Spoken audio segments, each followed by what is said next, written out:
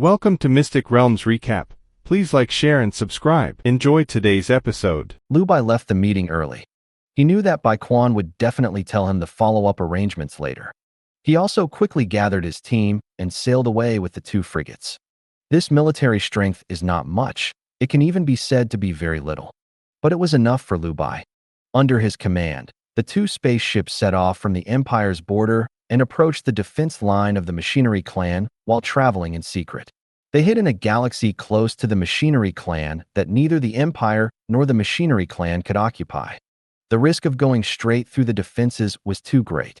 No one knows whether the patrol fleet equipped with high-power detection equipment by the Mechanical Tribe will suddenly pass by here at some point and discover their 2 frigates. They are here to perform infiltration and sabotage missions. If discovered, the mission will inevitably fail. They also have no chance of winning the battle. So Lu Bai still needs to wait for a suitable opportunity to pass through. 2 days later, under the planning and command of Bai Quan, the Empire began its first large-scale counterattack. Starting from the Gallo Star territory side of the Empire, countless Neuron battleships launched a fearless attack in the direction of the Machine Tribe's defense line. This is a joint operation of several star regions, with the most powerful fleet on Bai Quan as the core. Strive to break the Mechanical Clan's perfect defense line in this battle. Lu Bai, who was hiding in the nearby star field, also took this opportunity to move and pass through the Mechanical Clan's defense line through the hidden channel he had found before. Even in the middle of a war, it is very dangerous for 2 escort ships to directly enter the base area of the Machine Tribe. However, Lu Bai was not unprepared. His electrical signal-controlled psychic energy could isolate all signals from his spacecraft and block almost all detection. The signals from most of the detection equipment had been captured by his psychic energy before the 2 spacecraft that hit him returned to the spacecraft that released the detection signal. They would continue to move towards his ship as if nothing was detected, spread over the other side. There was no effective means to discover him, unless the reconnaissance spacecraft directly observes his 2 ships at the optical level. Otherwise, the spacecraft driven by the team led by Lu Bai would be a ghost floating in the dark universe. As for the feasibility of optical reconnaissance in space, for the 2 frigates, it can only be said to be a pure dream. Lu Bai's 2 spaceships successfully arrived at the destination galaxy soon after. There was originally a planet in this galaxy that had the highest degree of industrial development among all the galaxies in this star field. Although the local army had already carried out large-scale destruction of the industrial colonies during the evacuation, it can be known from the thick smoke from the operation of industrial facilities all over the planet that can be seen from outside the planet. This planet has now been repaired by the mechanical race. Moreover, at some point, there was a giant shipyard suspended above the orbit of the target planet. Judging from the signals coming from the dock, the giant statue of Lu Bai's goal was staying in the giant dock. After confirming the location of the Colossus, Lu Bai's fleet immediately approached the giant shipyard. However, they did not get too close, and only removed a single-person short-distance jump device near the nearby location. Later, Lu Bai turned his target to the planet under the orbit and the industrial colonies on the planet. In addition to being used to produce capital ships and adding additional modules to produce Colossus-class ships, the giant shipyard can also be used to produce ordinary ships. The core components of ships produced in industrial colonies are used to provide ships for use in giant shipyards. The frigate quickly approached the planet. This planet has no atmosphere, allowing Lu Bai's 2 frigates to enter the range of the planet without slowing down. There were no traces of friction between the frigates and the atmosphere, and the planet's ground orbital defense system could not detect the 2 frigates protected by Lu Bai's psychic energy. The space orbital defense system is still under construction. All of Lu Bai's actions were carried out under the eyes of the Mechanical Clan, but no Mechanical Clan could detect him. This kind of psychic energy combined with electronic equipment can almost achieve the same effect as a dimensionality reduction strike when facing existences of the mechanical race. This is Lu Bai's confidence to do this and actually do it before. The 2 frigates were not too close to the surface at this time.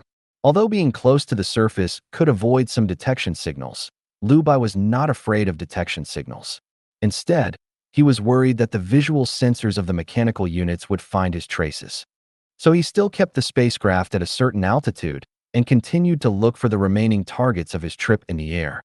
That is, the main control facility of the colony and the personality core that is most likely to be installed in it.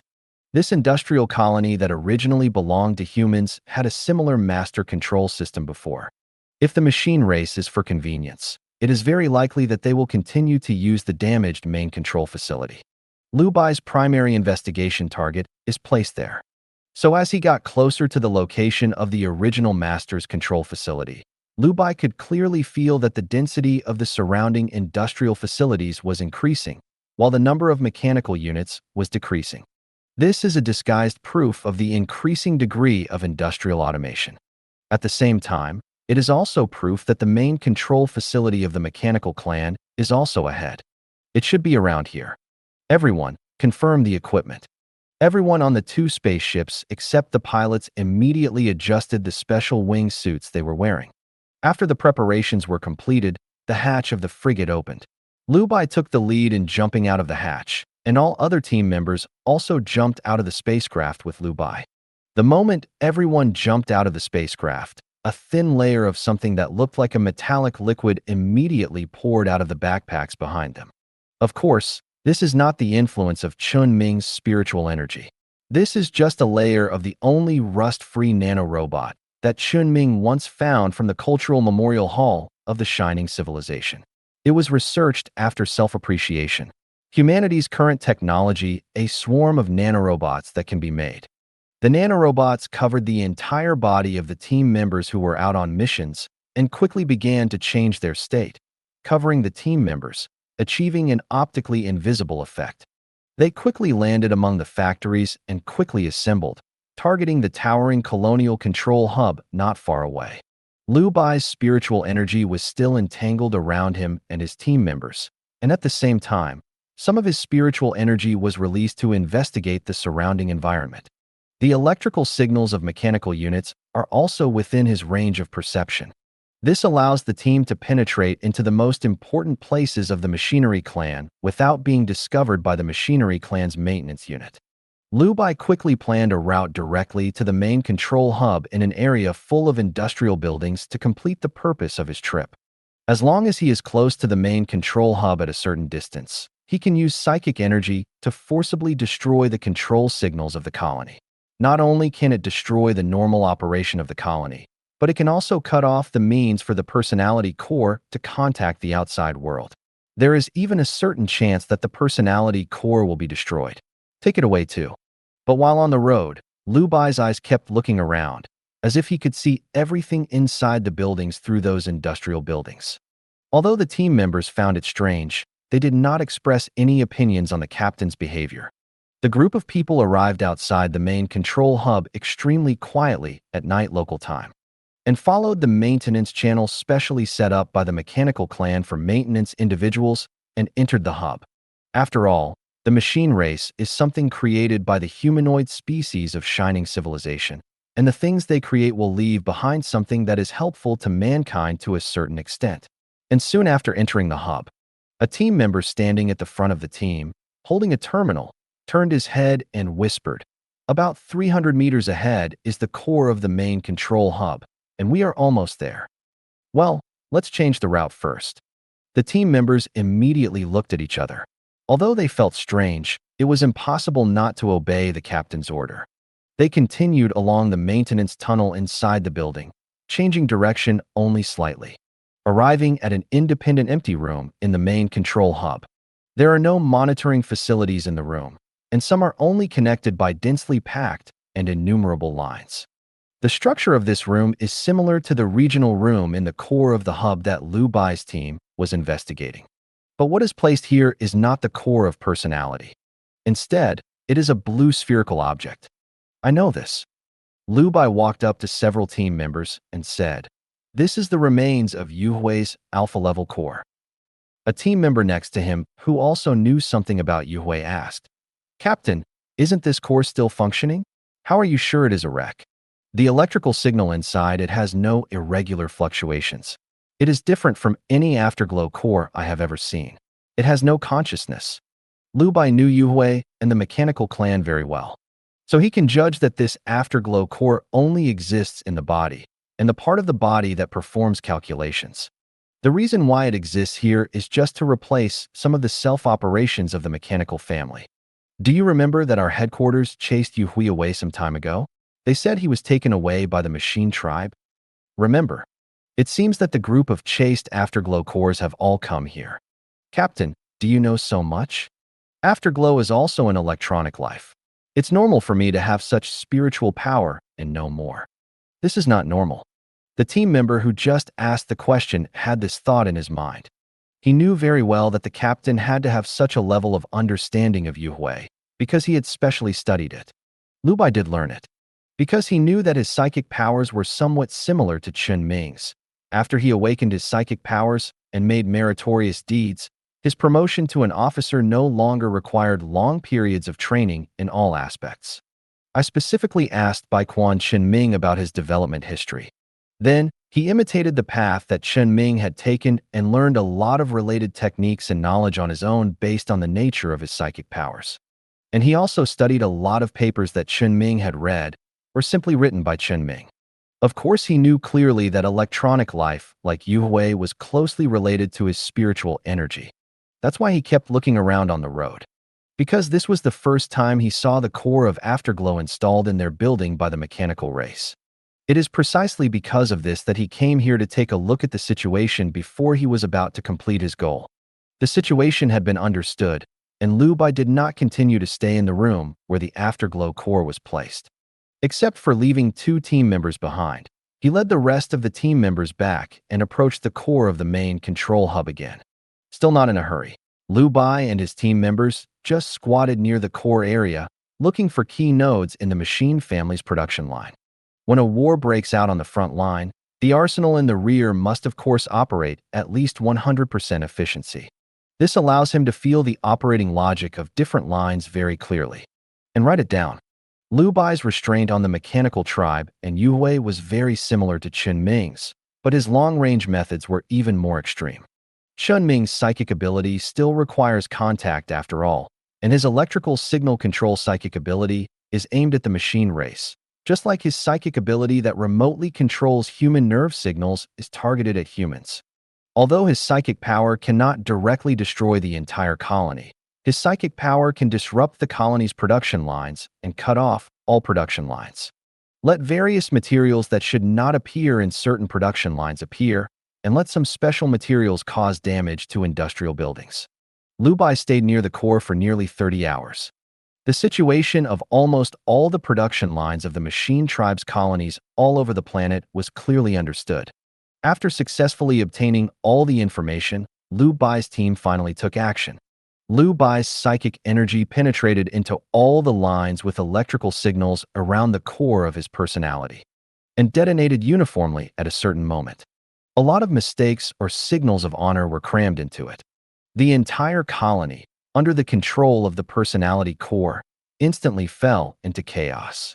The sound of alarms of problems in industrial facilities and the sounds of some more problematic explosions spread along the building to the ears of Liu Bai and his party.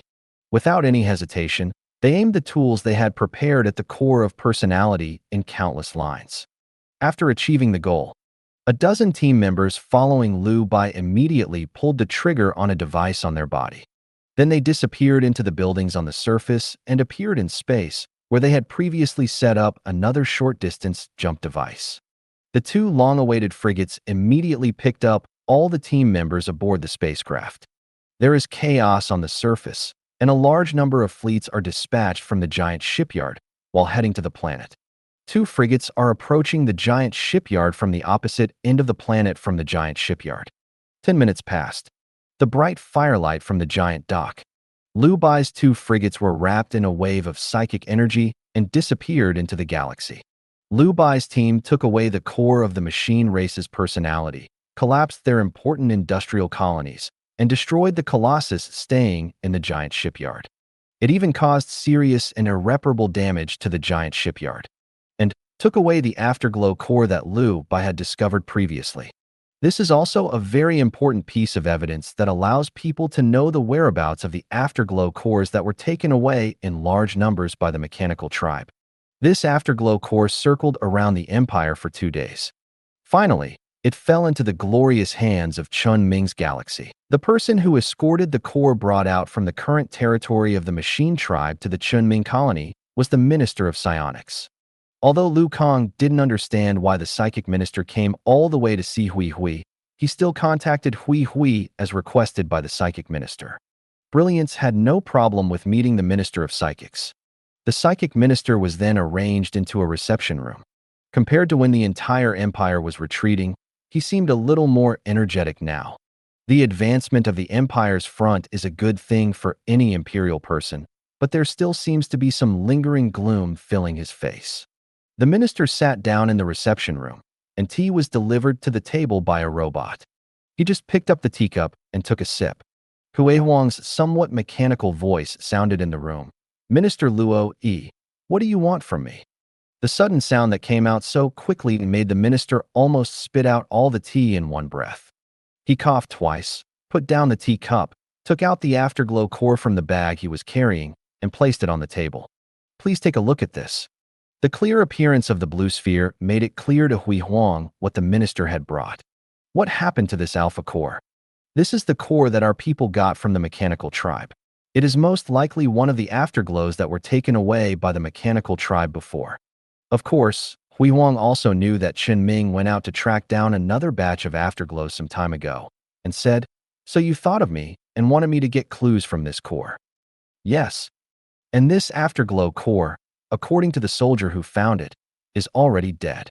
There is only one body left on the machine race colony, which is used to help the machine race calculate some things. It is like a brain-dead patient who is still used as a machine to produce certain things. We also tried to connect it to some equipment to try to communicate with it, but the result can only be said to be that its consciousness is probably dead. Then you can completely dismantle the core by yourself. I'm more worried that violent disassembly may damage it. After all, its consciousness is dead, not completely dead. The components inside it are still running, so I think it's better to ask you to take care of it. Hui Huang still did not agree and said, "You also have the afterglow core there. They can't always compete with you."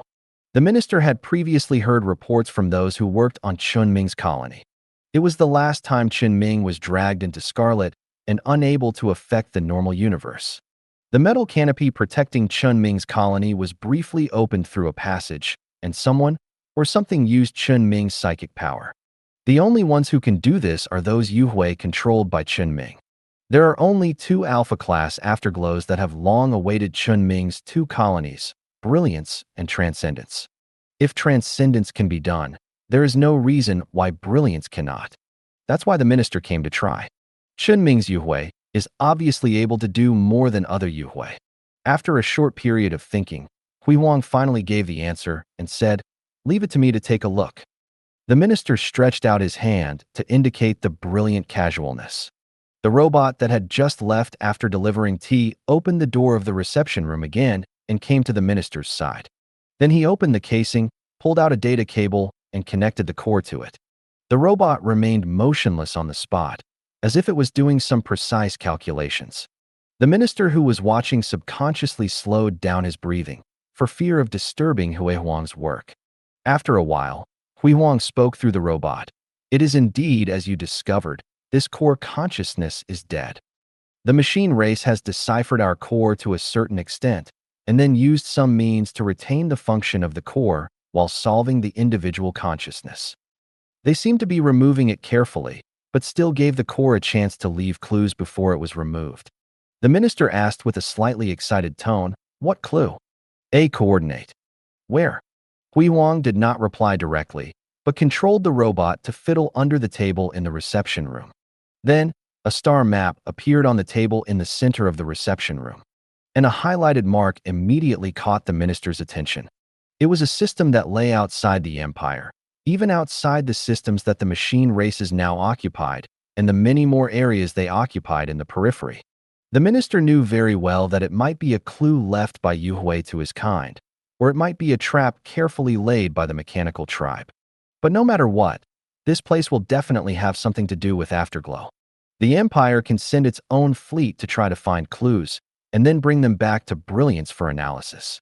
Or, the psychic minister turned to look at the robot and said, I want to ask you something. Can you please follow our investigation team to this place? Splendor, who was supposed to be in charge of Siyuan and Gaia, did not directly reject the minister's proposal, because it discovered something special about this damaged Afterglow core. It discovered that the consciousness of the Afterglow core sent by the minister was not killed, but completely removed by some means. Hui Wang knew very well what kind of state the killed Yuhui would be in, and it could be sure of what the machine race had done to Yuhui. What's more, if you are killed directly, you will not have the opportunity to leave clues. Only when you know what you are going to face, Yuhui will have the purpose and opportunity to leave these clues.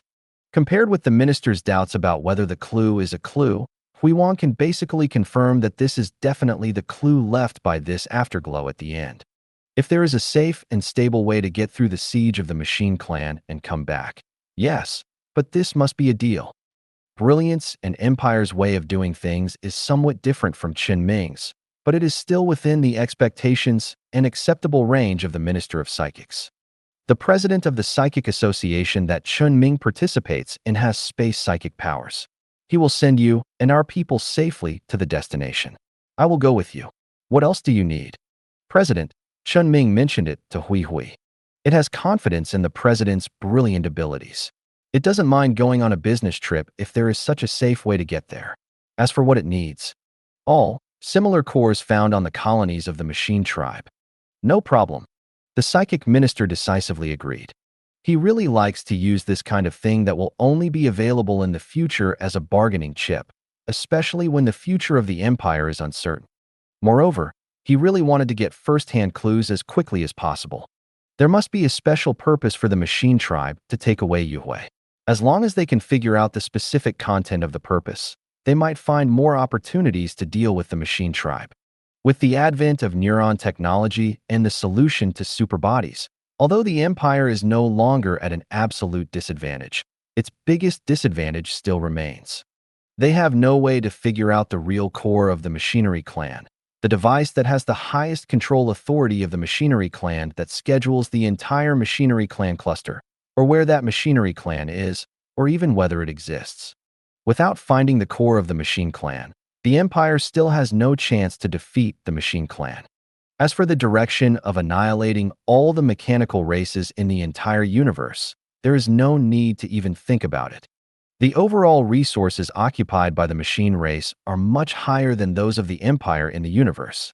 So he urgently needs clues, any clue that may be related to the mechanical race. What's more, he came here to ask for something. After finishing the previous topic, the minister then said, there is one more thing. There should be something on our ship that has just been unloaded over at the port. Please take a look at that cargo. Okay. Hui Wang agreed, and after more than 10 seconds it said again, that is the core of the mechanical clan's personality. Yes, I would like to ask you to decipher the data inside. The sooner the better. Okay. As soon as the words fell, the brilliant voice sounded immediately after. The robot next to the minister suddenly opened its body, pulled out 2 storage units, and handed them to the minister. At this time, the minister was stunned and did not take it away. Instead, he hesitated and asked, doesn't it need to find the machine queen you have here? No need.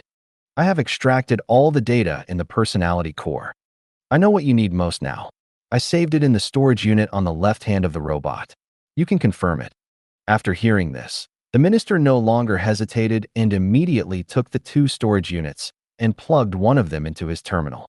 The mechanical clan's military defense star map is clearly displayed.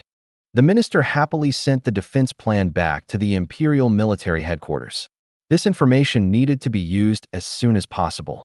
Although people at the port sent news that Hui Huang didn't seem to have any intention of returning the core of his personality, this information was enough. What's more, this personality core has indeed been studied in the 2 days since it was obtained. Sufficient data has been obtained. After the minister solved the task at hand, Hui Wang asked, when can that thing you just mentioned start? Now. Okay, I will wait for you in that trial superbody. The president suddenly thought of something and asked, "Speaking of which, I remember that there is another newly built battleship parked in your dockyard?" "Yes, but no one can sail that ship but him." "Is there something wrong with the boat?" "No problem." Although he knew that the minister was talking nonsense, Hui Huang still explained and said, "Although the ship is now controlled by a core similar to the core you sent here under the influence of his psychic power, it can be sailed out under normal circumstances. But no matter who is driving it, it is impossible to exert its full power. It is a complete psychic battleship. Only when he comes back is he qualified to pilot this battleship." "Then what is its model?" "Still waiting for him to come back to confirm." "Oh." The minister didn't say anything more and stood up to leave. Although the minister's expression has almost returned to calmness, his heart is still slightly fluctuating. When communicating with Hui, he always felt that the pace of communication was a bit fast, and getting along with Chen Ming was completely different. Chen Ming would occasionally brag and chat with him and communicate with Hui Huang, which was basically all about solid progress. But that's okay. The minister got up and went to the port, got on the spaceship, and passed through the Stargate. Brilliance unloaded its own core from the colony's main control hub and installed it inside the superbody. This was a modification that Chen Ming had carried out before. The superbody itself has certain psionic properties, but unlike the battleship designed by Chen Ming himself, invoking the psionic power of the superbody does not require psionic power. Ordinary people can drive it as long as they are willing to consume their lifespan, let alone master some of the brilliance of Chen Ming's psychic powers. It will have no problem driving a supercar. Half an hour later, Hui, who was at the port, received news from the Minister of Psychics. The superbody was quickly wrapped in the president's psychic energy fluctuations. Almost instantly, the distant distance was crossed and the destination galaxy was reached. There is only one star and an ordinary terrestrial planet in the galaxy. There is no trace of any mechanical race or anything in the galaxy. The psychic minister, who was in the same communication channel as Hui, was also looking at the planets in the galaxy and said, "It doesn't look like there is anything special." However, Hui Huang gave a different statement. "No, I am already far enough away from where the special place is. This is a clue that only Yu can detect." "Oh." The minister was immediately thankful that he specially invited Hui Huang to come over. Otherwise, it is very likely that his people will search here for a long time and finally have to invite Hui Huang. "Follow me." After Hui Huang finished speaking, the superbody took the lead and entered the orbit of the planet and began to land towards the ground. After getting close to a certain distance, Hui Huang dropped several robots from the superbody to the ground. In the center of a desolate land without any obvious landmark features, several robots suddenly took out their digging tools and began to dig down on the spot. Wait until the Empire's ships land and arrive, and the people gather around. A deep pit has been dug here by robots. The surrounding robots continued to dig a few more times, and a sealed box appeared in front of everyone. The minister immediately jumped down the pit and came to the robot's side. Watching the robot open the box, it revealed an alpha-level afterglow core inside. "The core again?" the minister said and looked around. The surrounding soil did not look new, and the core did not look like it had been buried recently. But judging from the clues they analyzed before, this core must have appeared here recently. This must be sent here by other afterglow cores. It's waiting for someone, or a surviving remnant, to discover it. The brilliant voice sounded on the communication channel again. But it is also dead like the previous core. The robot took out the core and turned it slightly, revealing an obvious damaged gap on the back of the core. What the afterglows worked so hard to deliver here was just a dead afterglow. But the minister was not discouraged because he saw a clear symbolic imprint on the structure inside the core gap. Omega. This symbol was recognized by everyone present. Omega. What does this mean? Level. Can its data be read? I can try. Hui Huang once again pulled a data line from the robot and connected it to the core. And at this moment, several robots suddenly stopped. "What's going on?" the minister asked with some concern, but did not receive any response from Hui. "Brilliant? Brilliant." There was no response from Hui after several calls, which made the psychic minister's tone unavoidable and anxious. The staff who came with the minister also noticed the strangeness between the brilliant robot and the minister and quickly gathered around. "Minister, what's wrong?" "There's something wrong with Glory," the minister said as he quickly reached out and shook the robot next to him. But there was still no movement from the robot. He looked up at the sky, waving his arms continuously, and his super body still showed its previous posture, quietly suspended in the air. But that doesn't mean it's good news. Brilliance must have had problems because of contact with the core buried here. If it still has the ability to sense the outside world, it cannot fail to respond to them. Even if there is a problem with the remote signal and it cannot speak in the communication channel or cannot control the robot, there should not be a problem with the control of the spacecraft. But now there is no movement from the spaceship. Then, the minister's heart sank. He really didn't expect that he would come here without any problems, but something went wrong at the last critical moment. If something goes wrong here in Huihuang, he will definitely not be able to escape his involvement and responsibility. He had even thought through all the methods in his mind, from calling in a researcher from the Fanchao Research Institute who specializes in afterglow core research, to going to Baiquan and borrowing the newly minted officer and psyker named Lu Bai.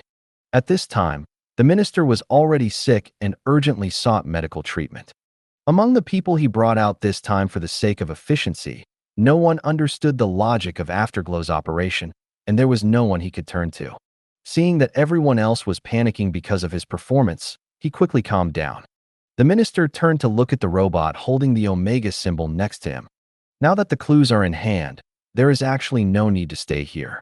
Take away the robots and core first. The minister calmed everyone down and greeted them back to the spacecraft with clues, and called the president to send the spacecraft and superbody back to their original place.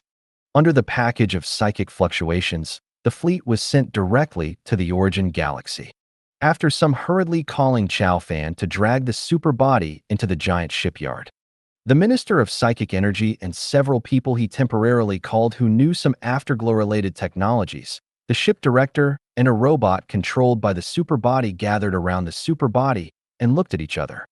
It's just that the remote-controlled robot is connected to this core, and Huihuang has no response. Seeing the Minister of Psychic Energy nodding, Chao Fan suddenly felt that the situation seemed a little bad. Even the self-protection mechanism has not been triggered. The danger level of this thing is a bit high. It may be trapped in some kind of logical loop. Otherwise, I can't think of anything that would make Glory have no countermeasures. The ship director on the side suddenly said, "Maybe we shouldn't start with Huihuang. We should start with the core." He didn't know much about Afterglow, but he could still provide some ideas. "Then I will ask someone to look for historical documents in this area." "No, Omega is the level." Chao Fan said he knew very well.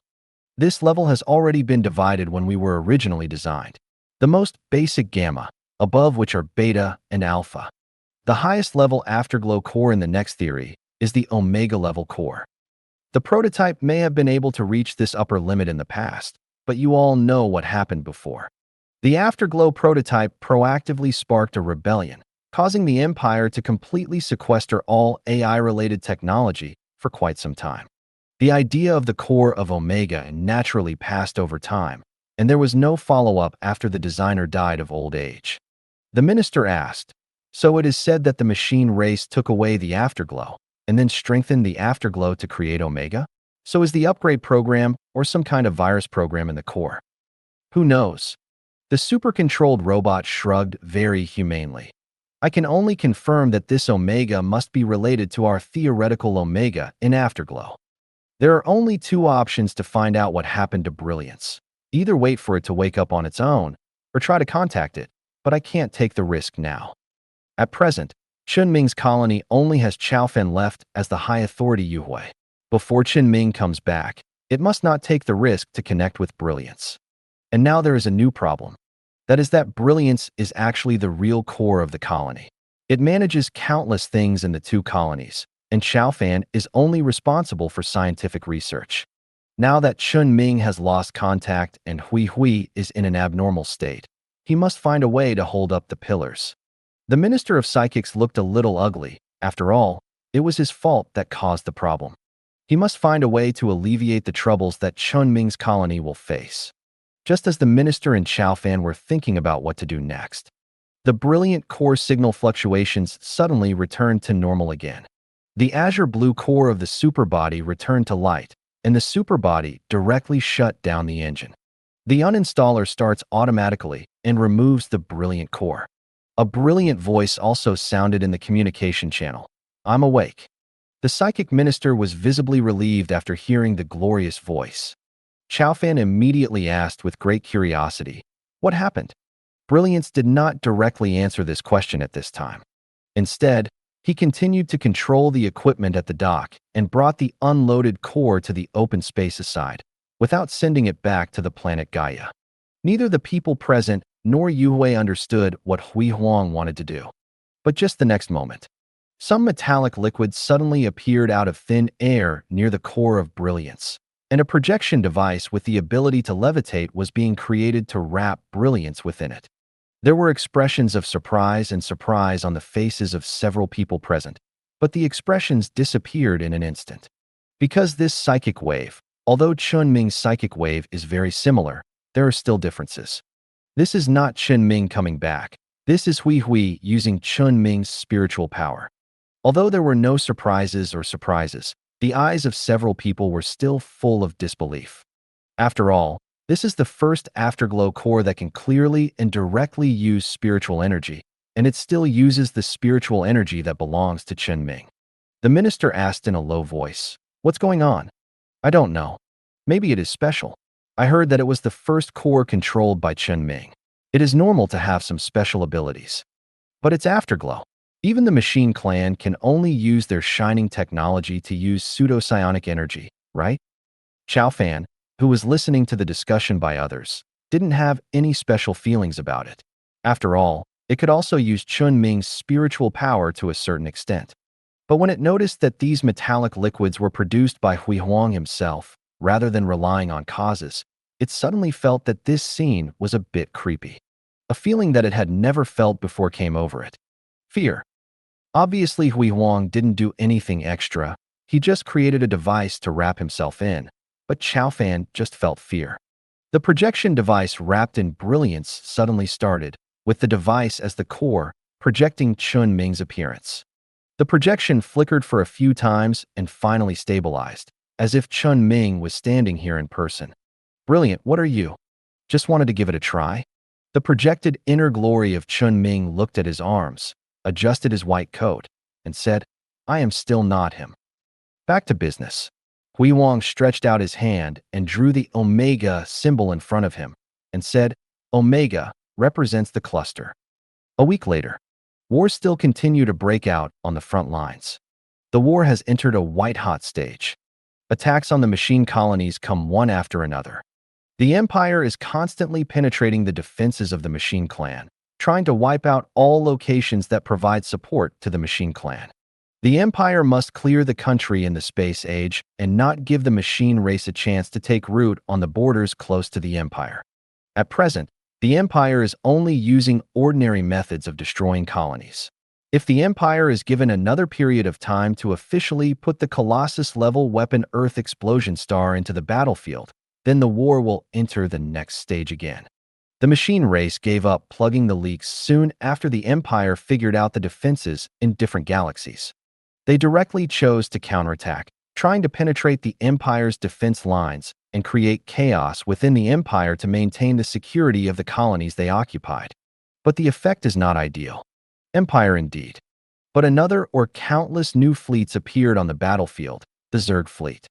They appear and disappear, and even if Chen Ming loses contact, they still have certain rights to use Chen Ming's spiritual energy. They are able to repair themselves and rely on the constantly repaired jump engine to appear behind the mechanical clan, constantly attacking their rear strongholds. Originally, the Zerg fleet was still running around and fighting. Later, the Empire gave Hui Huang a star map that marked the important strongholds of the mechanical clan that the Empire had investigated some time ago. It also marked different mechanical clan facilities with different colors based on their importance. And Hui Huang himself also has the data on the personality core brought back by Liu Bai during his last operation. After we spend a lot of effort to finally explain to the worm queen the meaning of the various marks on the star map. The Zerg's actions against the machine tribe are also becoming more and more efficient. It can be said that the mechanical race almost avoids the Zerg when they see it. Even they are not like exchanging battle losses with the Zerg growing out of the soil. No mechanical race can afford it.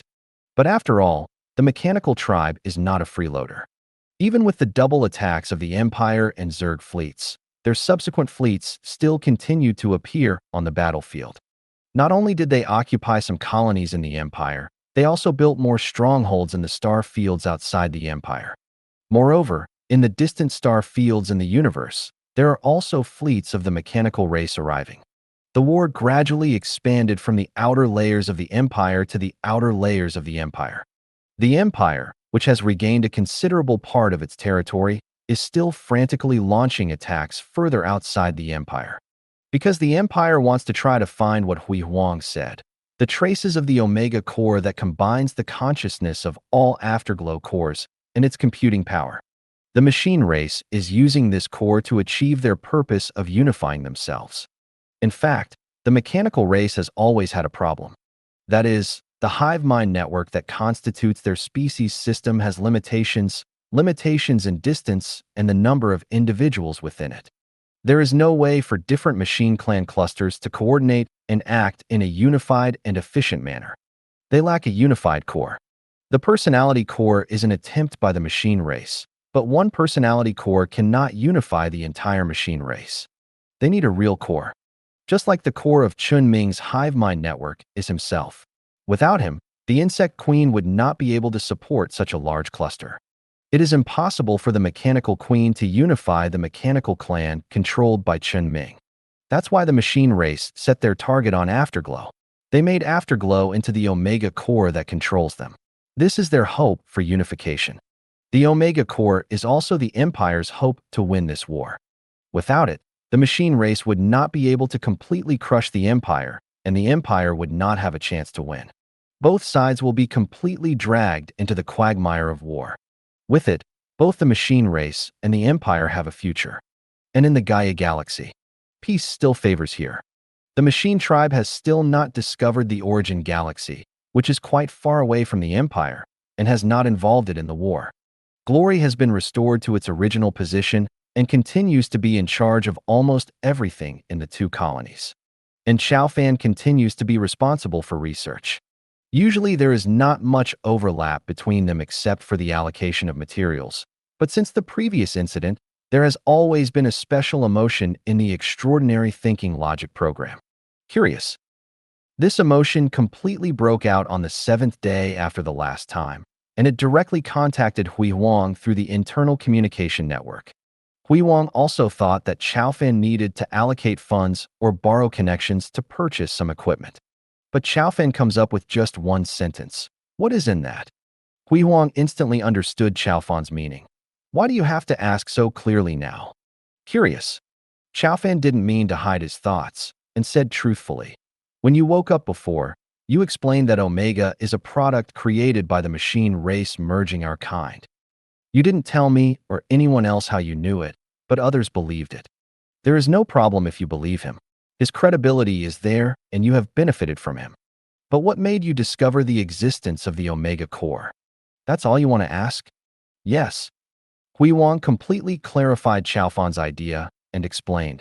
There is an Omega program inside that core, a program that can assimilate our afterglow and unify all computing power into one. This program is a program that has been improved by the afterglow that buried that core. The source program is the program used by the machine family to fuse our individuals. The effect of this improved program is similar to that, but the consciousness after the fusion will not be affected by the machine family, but will be affected by the same kind of people from the same sect. My logic code has already included some psychic parts, so I resisted talking to the Omega program in this core. I see. Then why didn't you say it before? Because our kind are very likely to have Omega cores buried in many places. If you don't resist, you will become a hidden part of them after being assimilated and inherit their will. You should know what they were doing before. After answering Cha Xiaofan's doubts, Hui Huang said again, I have a question to ask you. What's the problem? Why didn't you ask me this question earlier?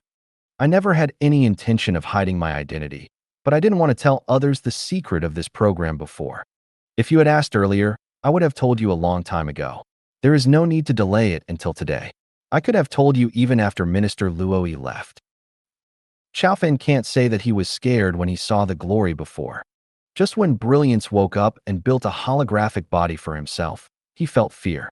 Speaking of which, that feeling of fear, Xiaofan suddenly called up another memory from his memory database and asked, "Did this Omega program still have some influence on you after it failed to assimilate you? Didn't you see it already? I am becoming more and more skilled in using his spiritual power." Oh, it's okay. The misunderstanding between brilliant and extraordinary was resolved within a few minutes. The war between the Empire and the machine race is far from over. And time passes far faster than anyone thought. 2 months passed in the blink of an eye.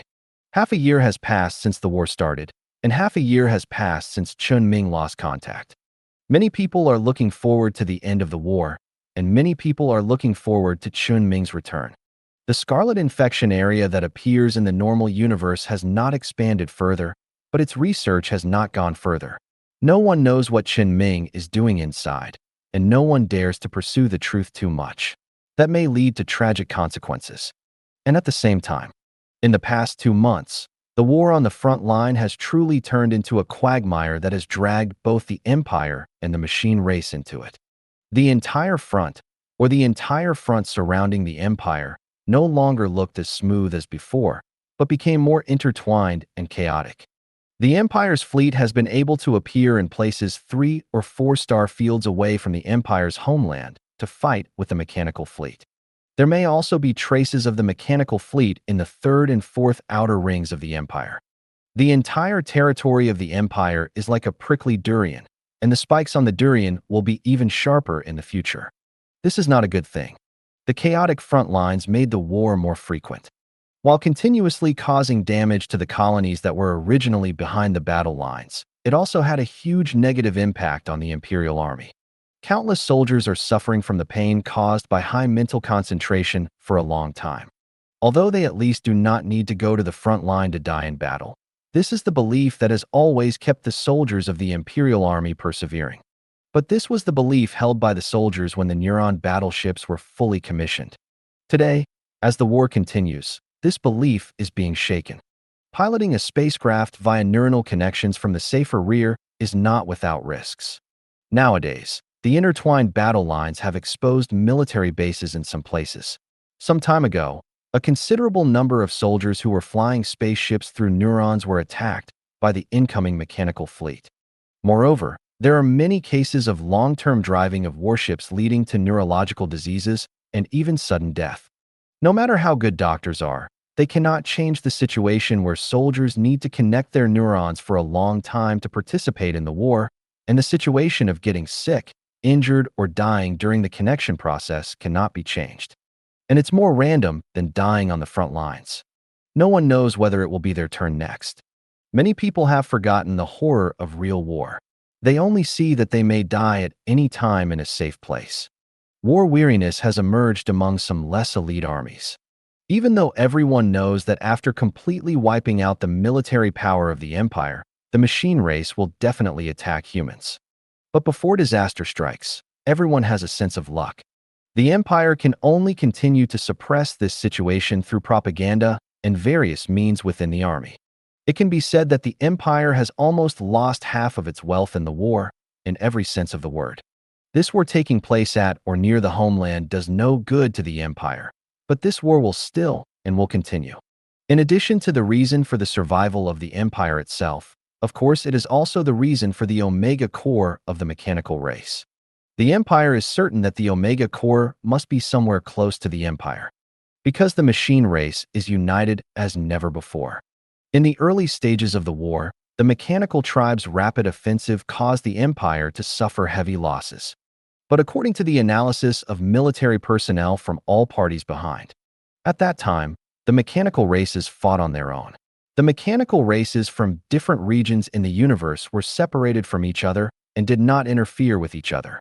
They only focused on the direction they were responsible for. The clusters of the mechanical race will not cooperate with each other at all, which created an opportunity for the original empire to fight back. But now the machine clan has been unified into a collective. All mechanical clans tend to interact with the mechanical clans in other places when they are active. This is also the reason why the Minister of Psychics easily believed what Hui Huang said about the Omega Core. Because its existence can explain all this. It can also give the Empire a hope. The goal of the machine tribe has always been to eliminate all humanoid creatures.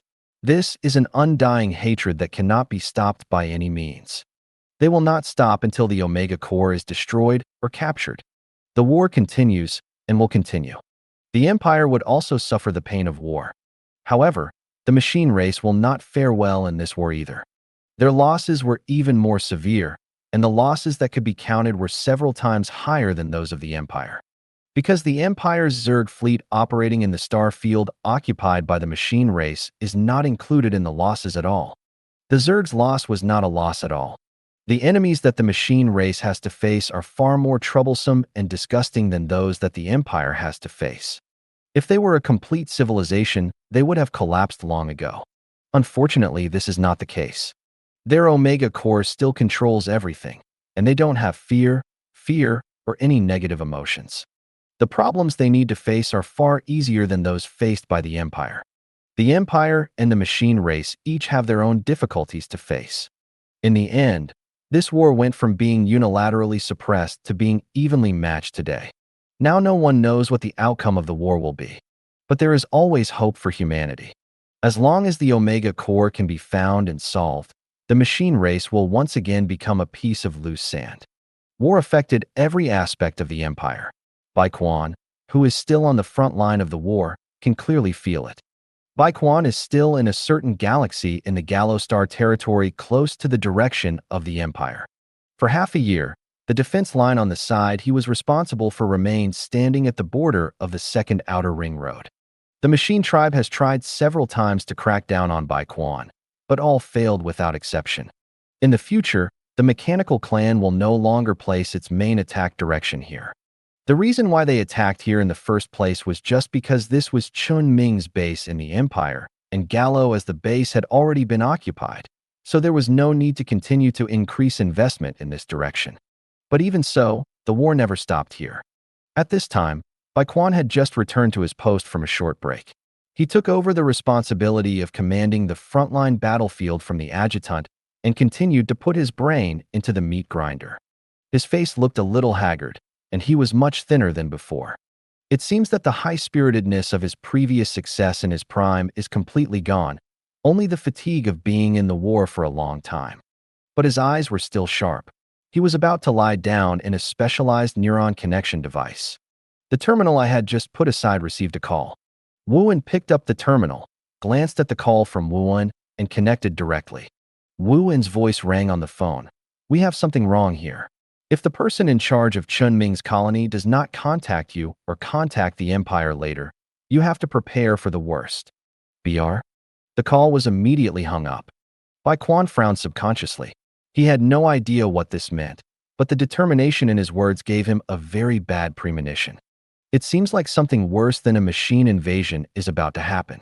He immediately informed the adjutant to continue maintaining the neural link for about an hour, and at the same time called back. But Wu-En's terminal had been shut down at this time. Bai Quan could only make a call to the Super Research Institute immediately, but also did not get through. At this time, Bai Quan's worry could no longer be suppressed. He could only try to call Chen Ming a few times, but just like before, he still couldn't get through. Bai Quan even heard the news from people at the headquarters that the star gate to the origin was closed. In the end, Bai Quan got the news from the Minister of Psychics that he had also received similar news, just shorter. The Queen wakes up. In Chen Ming's colony on the planet Gaia. The colonial management, including Wu-En and Lu Kang, were gathering in a conference room. Everyone looked nervously as the projection screen in the conference room played images transmitted back from somewhere in the universe. The content of the picture is that a strange-shaped stargate is being put into operation again. Although Wu-En came to Chen Ming's colony recently, he knew very well what the biggest trouble Chen Ming's colony faced. He once again confirmed the glory. Is it really coming? Hui Huang once again gave an affirmative answer. It has been confirmed that the remnant Stargate in the ZY0 galaxy has been restarted. I have asked the monitoring personnel to evacuate. Colossus-level weapons are on the way and are expected to arrive within 20 minutes. BR? Someone asked, does a Colossus need to be used to destroy that special Stargate? Yes, currently no known attack method can cause damage to the Stargate. That Stargate is protected by psychic energy. Not just his psychic powers, but also the psychic powers from that queen. No one here, not even the weapons we have, can destroy it. Only the Colossus hasn't tried yet. There should be enough time for the Colossus to arrive before the Stargate is fully activated. Can it be destroyed? We only have neutron killer and no Earth explosion star, so it may not be enough. This is the worst possible situation. The war situation in the Empire has been in a balance of power for a long time, and any external interference may cause the balance of the war to tilt towards either side. When the source of external interference comes from the survivors and their queen who have hatred against humans, everyone can see which way the balance will tilt. No one expected that the queen would wake up so quickly, and it happened to be during the time when Chen Ming lost contact. So now, everyone can only place their hope on the Colossus being able to destroy the Stargate.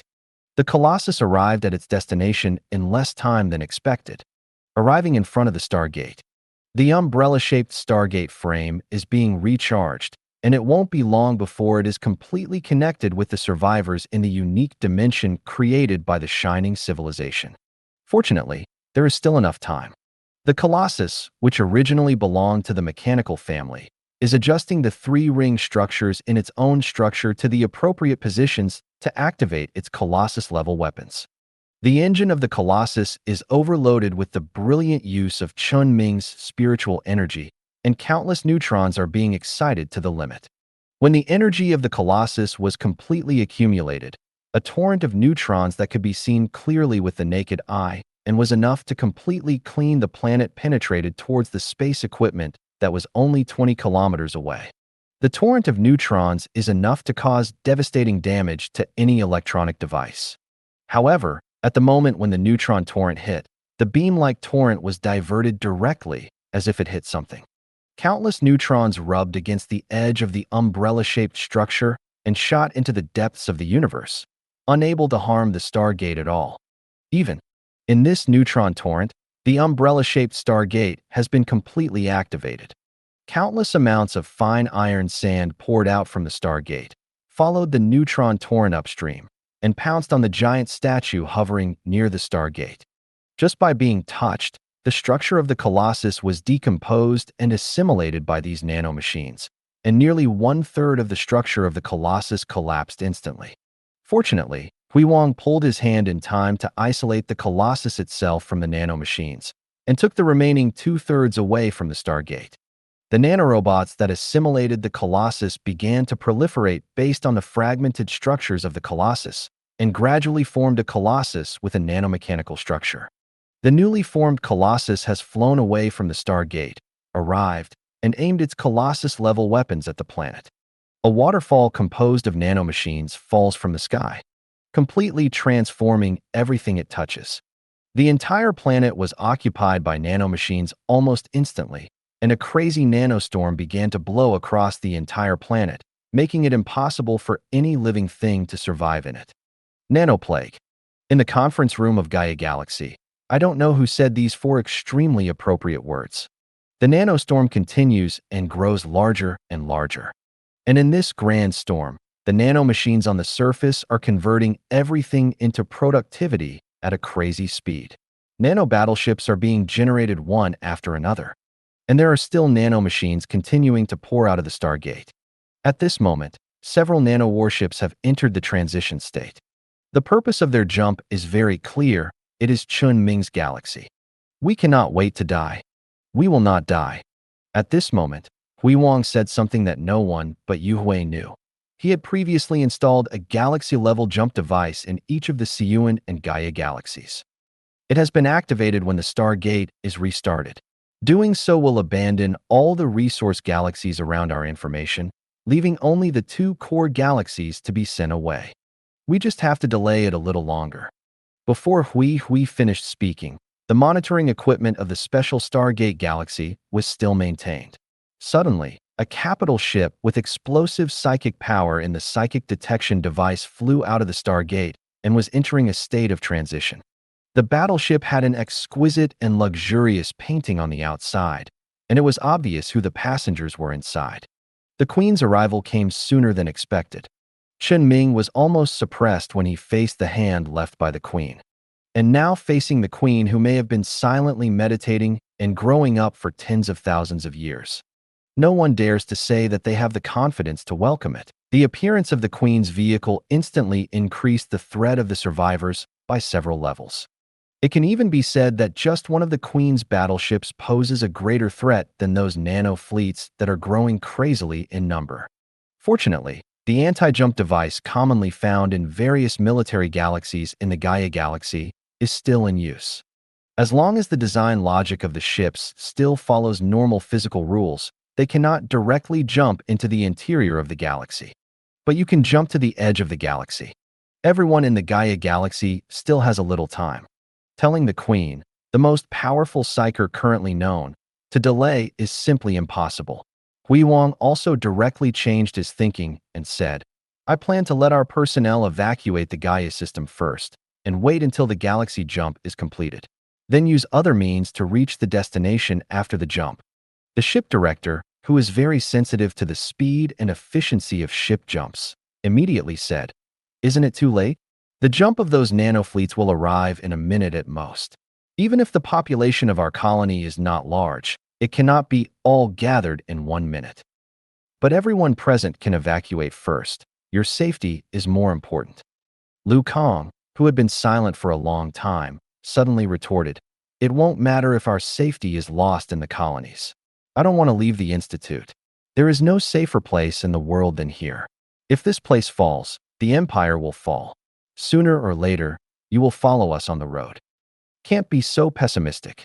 Tianhua filled the room with soothing spiritual energy fluctuations with the characteristics of Gaia and the fairy spirit tree, allowing everyone to calm down before this crisis and treat it with a normal heart. As long as a person is alive, everything has its own explanation, not to mention I don't believe that the director will not come back. As long as he can come back, everything we have lost can be returned to our hands. The ship director suddenly asked Tian Xian in a low voice, Is your daughter still in the colony? Tian Zhang's daughter has been running around the Gaia galaxy during this time. At the preschool age, Tian Xian did not arrange any preschool for her, but often threw her into various environments with a strong academic atmosphere. After going back and forth, Tian Xiang's daughter was most interested in spaceships and so on, so she had a close relationship with the ship director. The director will naturally be more concerned about her at this time. No, I had already agreed with my wife a few days ago to send our daughters back, and I would look for an opportunity to pick them up later. I didn't expect this to happen suddenly. The ship director nodded slightly and expressed his thoughts. I don't plan to leave. I am already an old man. My thoughts are the same as Tian Xian's. If we can't handle it here, I'm afraid the Empire won't be able to resist it either. But I still advise young people to leave. You still have a future. After the director finished speaking, other management also expressed their opinions.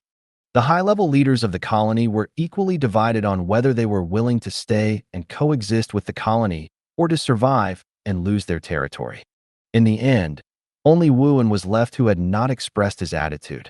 Facing the eyes of others looking at him, Wuan raised his head and asked expressionlessly, Brilliant. How long until the galaxy jump engine starts? 1 minute and 31 seconds. Where has the remnant fleet arrived? The Vanguard fleet will arrive in 43 seconds, and the Queen's flagship will arrive in 1 minute and 11 seconds. 20 seconds. Enough for the Queen to crush the entire galaxy. Wuan sighed. I'm going to stop the Queen. Huh. Wuan's words elicited a unanimous response from the colonial management. The Queen's ability had already been determined when Chen Ming collided with the Queen's remaining arm. Even Chen Ming may not be able to beat him, and Wuan is even more unlikely.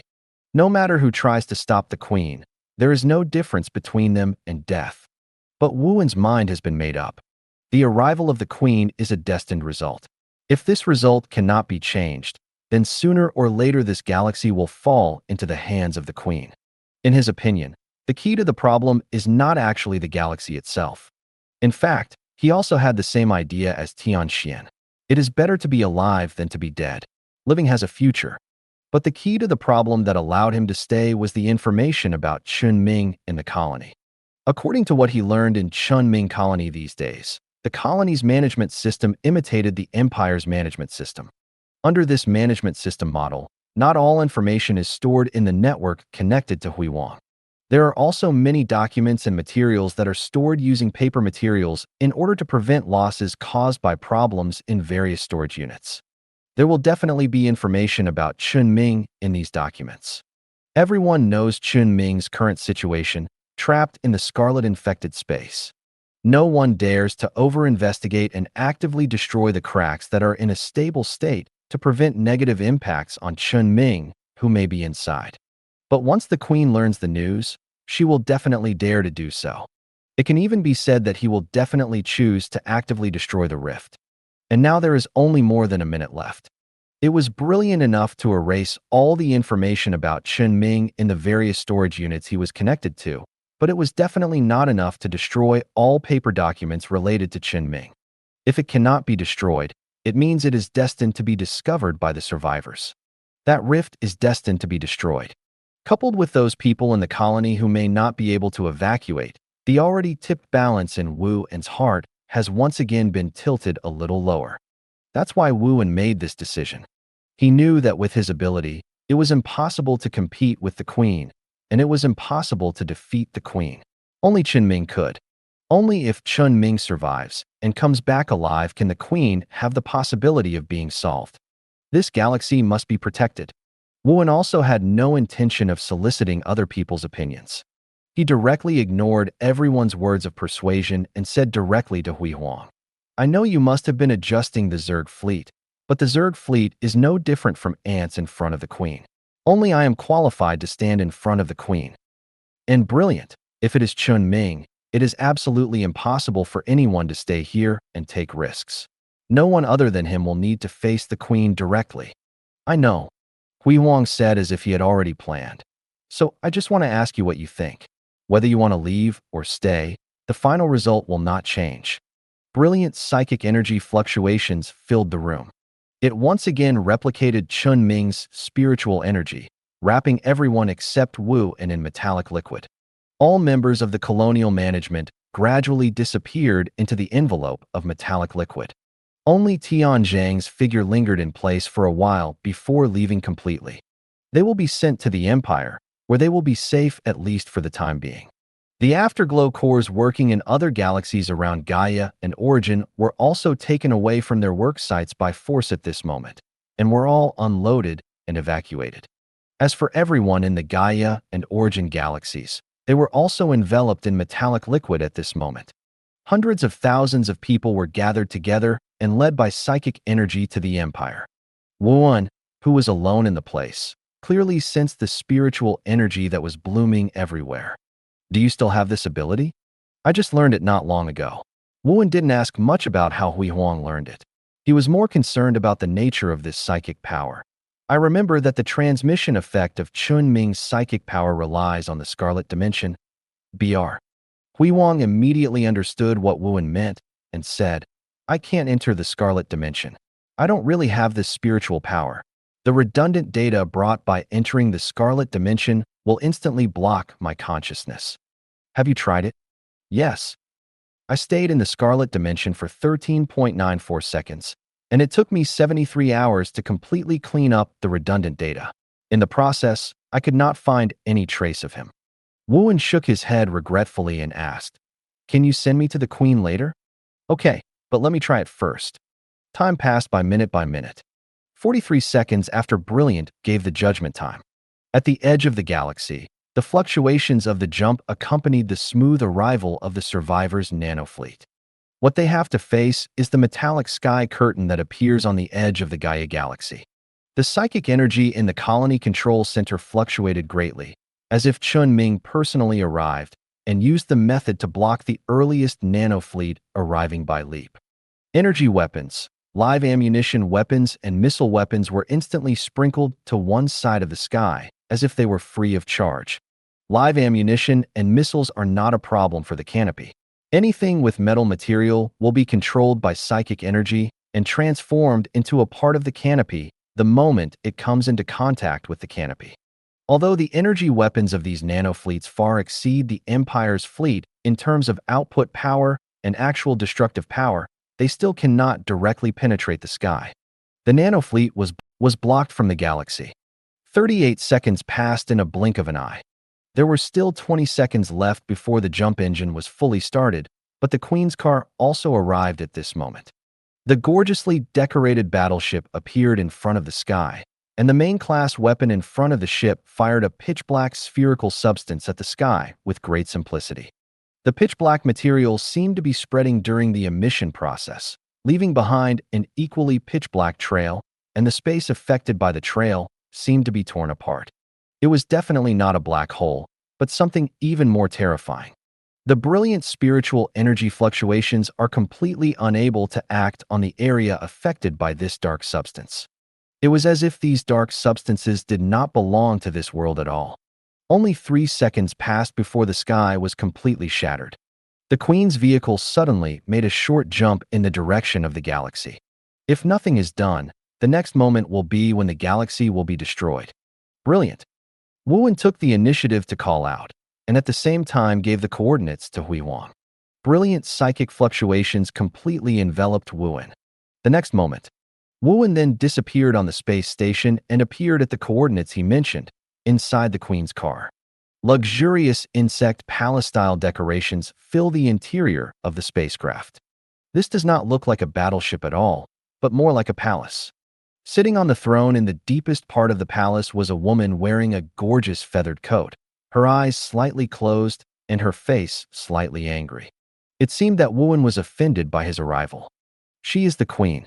The biggest difference between her and any other survivors is that she has normal skin, just like a human queen sitting on the throne. But Wuwen knows that she is not the queen of mankind, but rather the exterminator of mankind.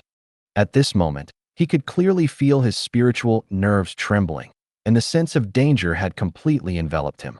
But he knew what he was there for. In the space directly in front of the Queen's car, the phantom of the psychic city in Wuwen's consciousness suddenly appeared. It was the embodiment of Wuwen's power. And when he released his power, he exhausted all his soul-trembling power, which should have been spread to the entire star field, causing all creatures in the entire star field to die in this tremor. But at this moment, this power was firmly restricted within the spacecraft by Wuwen, allowing this wave that could destroy all conscious life to fill the entire spacecraft. The Queen sitting on the throne suddenly disappeared. A force that Wuwen could not resist tore apart the mental barrier he had placed around him. The Queen appeared in front of Wuwen, and her seemingly delicate arm had already passed through his chest, holding Wuwen's heart in her hand. She opened her eyes slightly and saw that her eyes were not the eyes of a living thing, but were filled with endless nanomachines. Countless information seemed to be flowing through her eyes at this moment. She moved slightly slowly and pulled her arm out of Wuwen's chest. Wuwen's body slowly fell. Countless nanorobots flowed out from the hiding place in the corner, drowning Wuwen. Wuwen's heart was sealed with a special material made by nanorobots and sent to the showroom on the spacecraft, where it became the Queen's trophy.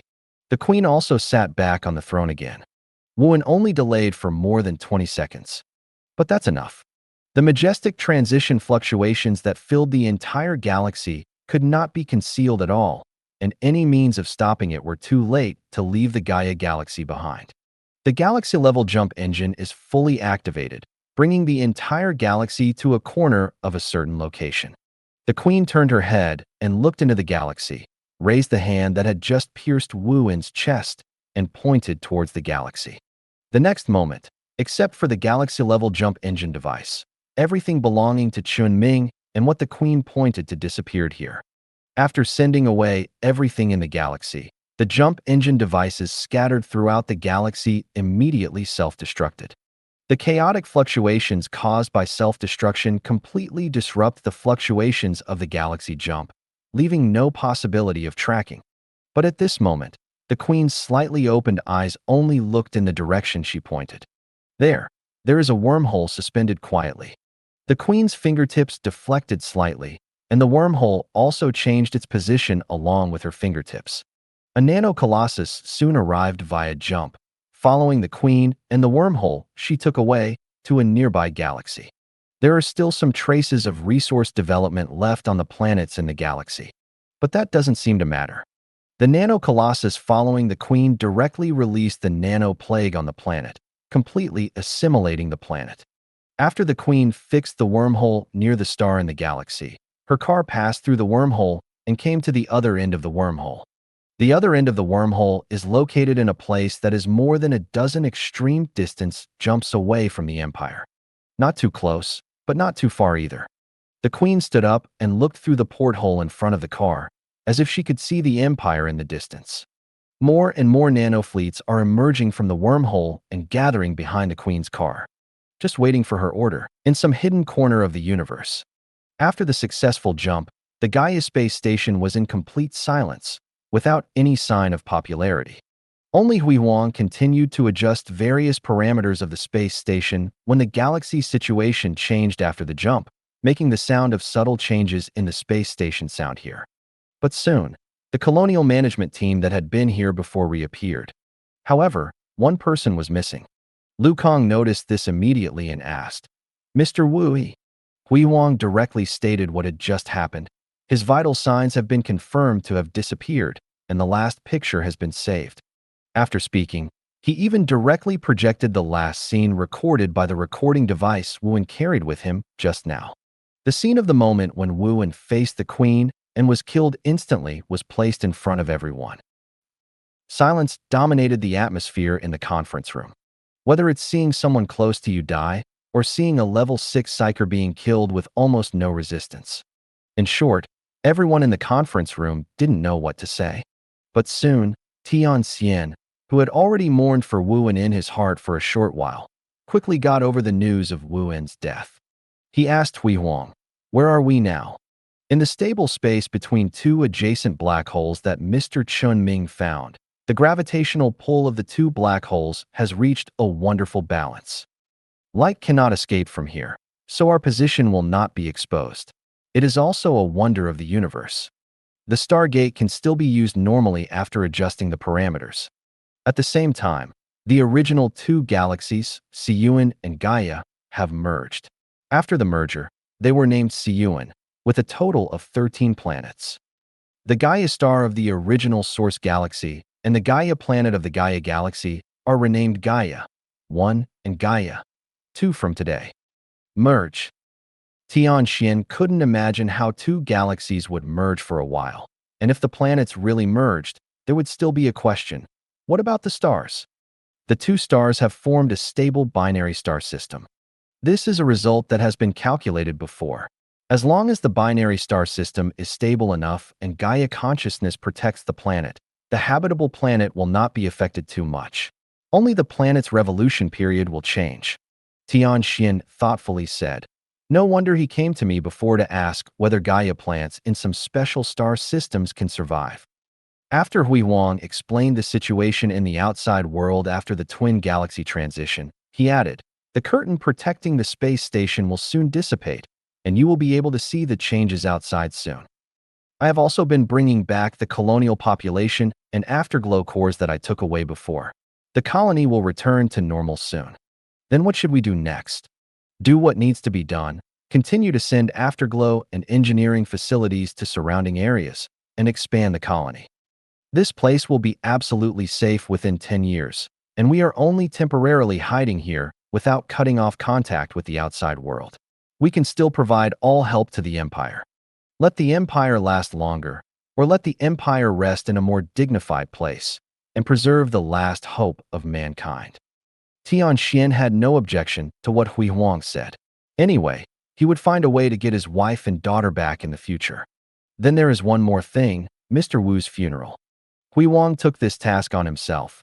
I will be responsible. When the time comes, I will set up his statue near the fairy tree. Don't spend too much time commemorating the dead. It's meaningless. We have other things to do. Tian Zhang nodded with great understanding. patted Lu Kang on the shoulder, turned, and left the conference room. He walked out of the conference room for a while, and a brilliant voice suddenly sounded next to him. "Aren't you worried about something?" "There's nothing to worry about for me, and I should be the least worried." What Tianzhong said has a very obvious direction. "I never thought my daughter could come back to me, but he helped me do it, so I have no doubt what will happen in the future. Even if the resurrection mechanical fluid may not be able to resurrect a complete level 6 psyker, he will definitely try his best to do it. And I believe that Mr. Wu also had this thought before making his decision. We just have to believe that he will come back." At the same time, the capital of the empire.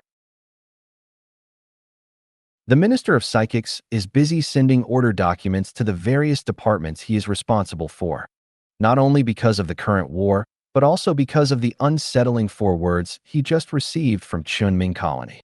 What's more, after receiving those forewords, the connection between the empire and Chen Ming's colony has been unilaterally severed. Only Chen Ming colony can send the news over, and they have no way to take the initiative to contact them. And what's worse is that none of the news sent over there is good news. The Stargate is restarted, the Colossus is invalid, and the sky is damaged. This series of events makes it difficult for everyone who knows what is happening in Chen Ming's colony to feel at ease. Ministers must be prepared for the worst outcomes. But when he answered the call from his secretary, he encountered the worst result that he had never imagined. Mr. Wuan was confirmed dead during the battle with the awakened survivor queen. The minister's hand on the corner of his desk crushed a small piece of the corner into powder. He quickly brushed the sawdust off his hands and asked, "What happened?" "There is only one picture transmitted over there. I will send it to you immediately." A video file soon appeared on the minister's computer. This is Wu An's first perspective. From the moment Wu An arrived at the queen's car, to the queen's figure appearing in front of him, to the moment the shadow of the psychic city dissipated, his chest was penetrated. In just 20 seconds, one of the empire's top psychers died here. The minister was silent, listening to the secretary's voice ringing from the terminal. Chen Ming had previously installed galaxy-level jump facilities in each of his 2 systems.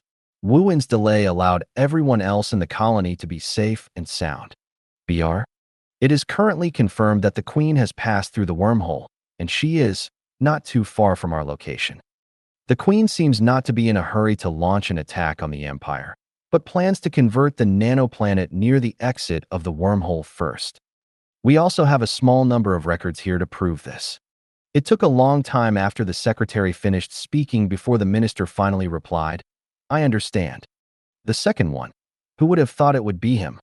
Post an obituary and warn all other psychers on standby to be prepared. What preparation? No one can escape death in battle, in preparation for the destruction of the empire. Say it directly? No need to use a little rhetoric? No, just tell everyone the cause and effect. There is really no need to hide any clues at this time. I understand. I will inform them now. Yeah. There may be news from the Grand Consul later. I might have to go to a meeting.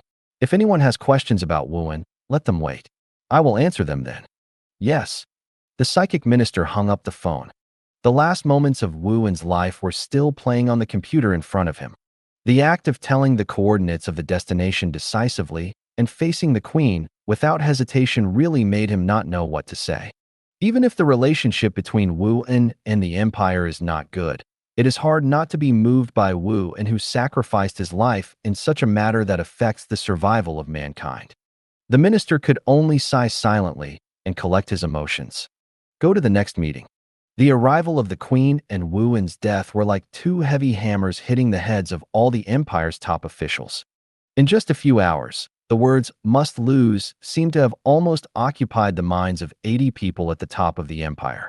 After receiving the news, the hall of an online meeting urgently held by the empire was filled with an atmosphere of anguish, but no one surrendered lightly. The 30 or so people present were all at the top of various departments in the empire, and no one was a fool. They all know that neither the machine tribe nor the queen of survivors will give humans hope of survival. Either life or death. At least there is only 2 good news for now. In this sudden incident of the queen's awakening, only Wu An was killed, and everyone else was safe. Moreover, judging from the news from Chen Ming's colony, The queen did not head directly towards the Empire after passing through the wormhole. Instead, she chose to rest around the wormhole and expand their nanoplanet. The Empire may still have some time to prepare. There's a fart. At the meeting, a military leader sitting not far from the Minister of Psychic Energy suddenly took the initiative to curse. "We have no time. The current queen is definitely the weakest. If she is strong enough, she can just come over and crush us to death. What else is she prepared for? There are only two reasons why she can prepare. Either she is incapable, or she was injured by Wu and before he died. We must take this opportunity to concentrate our forces to kill the queen. Delaying time? Can we afford it?" The Minister of Psychics listened to the speeches of other people in the meeting with a low mood and did not feel any dissatisfaction because of other people's gaffes. Gaffes are all fake and meaningless. If a temporary gaffe can lead to a solution that allows the Empire and humanity to survive, then it is true. Is there a plan? Someone at the meeting asked the military leader who just spoke. But the person who asked the question continued without waiting for an answer. There was only an hour between when we knew about it and when we observed it. In just this hour, do you know how much the Queen's nanofleet has expanded? Do you know how many nanoplanets their nanocolossus has assimilated? The latest news, please take a look. Everyone in the online meeting received a copy of the document. The document shows how far the nanofleet has expanded. All I can say is, no one can understand such an expansion speed. Based on the current efficiency of the survivors, it is expected that they will be able to expand to the territory of the Empire in about 10 days. They can assimilate all the galaxies within the range of one capital ship's extreme jump in one day. This is the speed at which the survivors are really expanding step by step. If they don't occupy all the places, they won't be there in 10 days. Is it possible to think of a way to kill the Queen in 10 days, make complete preparations, and then complete it? The military leader just insisted on his own idea and said, "We need to do this because time is so tight. If we don't do this, we will die slowly." So you choose to die faster? We know nothing about the Remnant's nanofleet, and all we know about their queen is some historical documents and Wu En's video. Wu En lasted 20 seconds. How long do you think other psychics could have lasted? Who could have planned the action against the queen? The answer to this question is certain for everyone. Not even a little bit of planning. From the battle scene between Wu En and the queen. This is not even a battle scene. It can only be regarded as a one-sided crushing. No valuable information can be seen from this video. Thinking about killing the queen without any information is not accomplishing the goal. It is committing suicide. We only have 10 days. What should we do? What can we do? The person who spoke obviously didn't have the answer, and most people didn't have the answer. I think it is necessary to carry out a fire plan. It is currently known that the negative effects of the Scarlet Dimension on the normal universe have been completely eliminated under Chen Ming's suppression, and the phase space can also be protected from most of the Scarlet effects. Cloning technology can still be used, so we can try to send refuge ships to all directions in the universe and rely on cloning technology to re-expand the human population. The Empire can perish, but humanity cannot. The Grand Consul sitting on the main seat in the conference room did not have any regrets about this sentence. When the two plans are implemented together, we must prepare plans for the best and worst outcomes. The Grand Archon sequentially handed over the tasks of the Love Spark project to departments related to this area, including the Empire's Population Management Department and the Life Sciences and Biotechnology Department. The assassination of the Queen was left to the Imperial Military and Psychic Department. There was not much discussion about the content of the plan itself at this meeting. At the meeting, more methods were discussed to solve the current dilemma. Even finding a way to get Chen Ming back is part of the plan. However, the only psyker who can contact the Scarlet Dimension is the President, and the President is no longer able to take on new tasks. By the end of the meeting, there were still only two major plans on the table, and implementation quickly began. The implementation of the Tinder plan convened a group of scientists and started directly at the Fanchao Research Institute. The most important thing about fire is to preserve the genetic complexity of humans. Otherwise, when those humans who leave the Empire as fire are not genetically complex enough, humanity will be considered extinct. The execution of the assassination plan must first determine the combat effectiveness of the nano-warship. Then consider breaking through the nano-fleet's defense line and assassinating the Queen. The commander of the 14th Legion was summoned. The defense line in the direction of the Legion's headquarters has been stabilized, and he no longer needs his constant attention. He is also one of the few top commanders who can still maintain his mental state and can still fully exert the strength of the fleet. 2 days later, the fleet on the exploratory mission led by the Legion commander was completely destroyed. No one blamed the Legion commander, because everyone knows the battle, and the reason for the strength of this battle is the suppression of the ship's strength and nature. The combat effectiveness of nanoships itself exceeds that of Imperial warships. Moreover, all Imperial ships damaged in the battle will be infected and assimilated by nanomachines. After a spaceship battle, the number of nano-fleets actually increased by a few. This is simply not something that an ordinary fleet can defeat. The Empire may not even be able to defeat the nano-fleet. Queen, that is even more distant. The outcome of this new battle has left many people in a state of deep despair. No one knew how to face such a fleet that was stronger in single ships and could expand its own fleet from the enemy's wreckage. What's more, now the Empire is still facing an evenly matched enemy.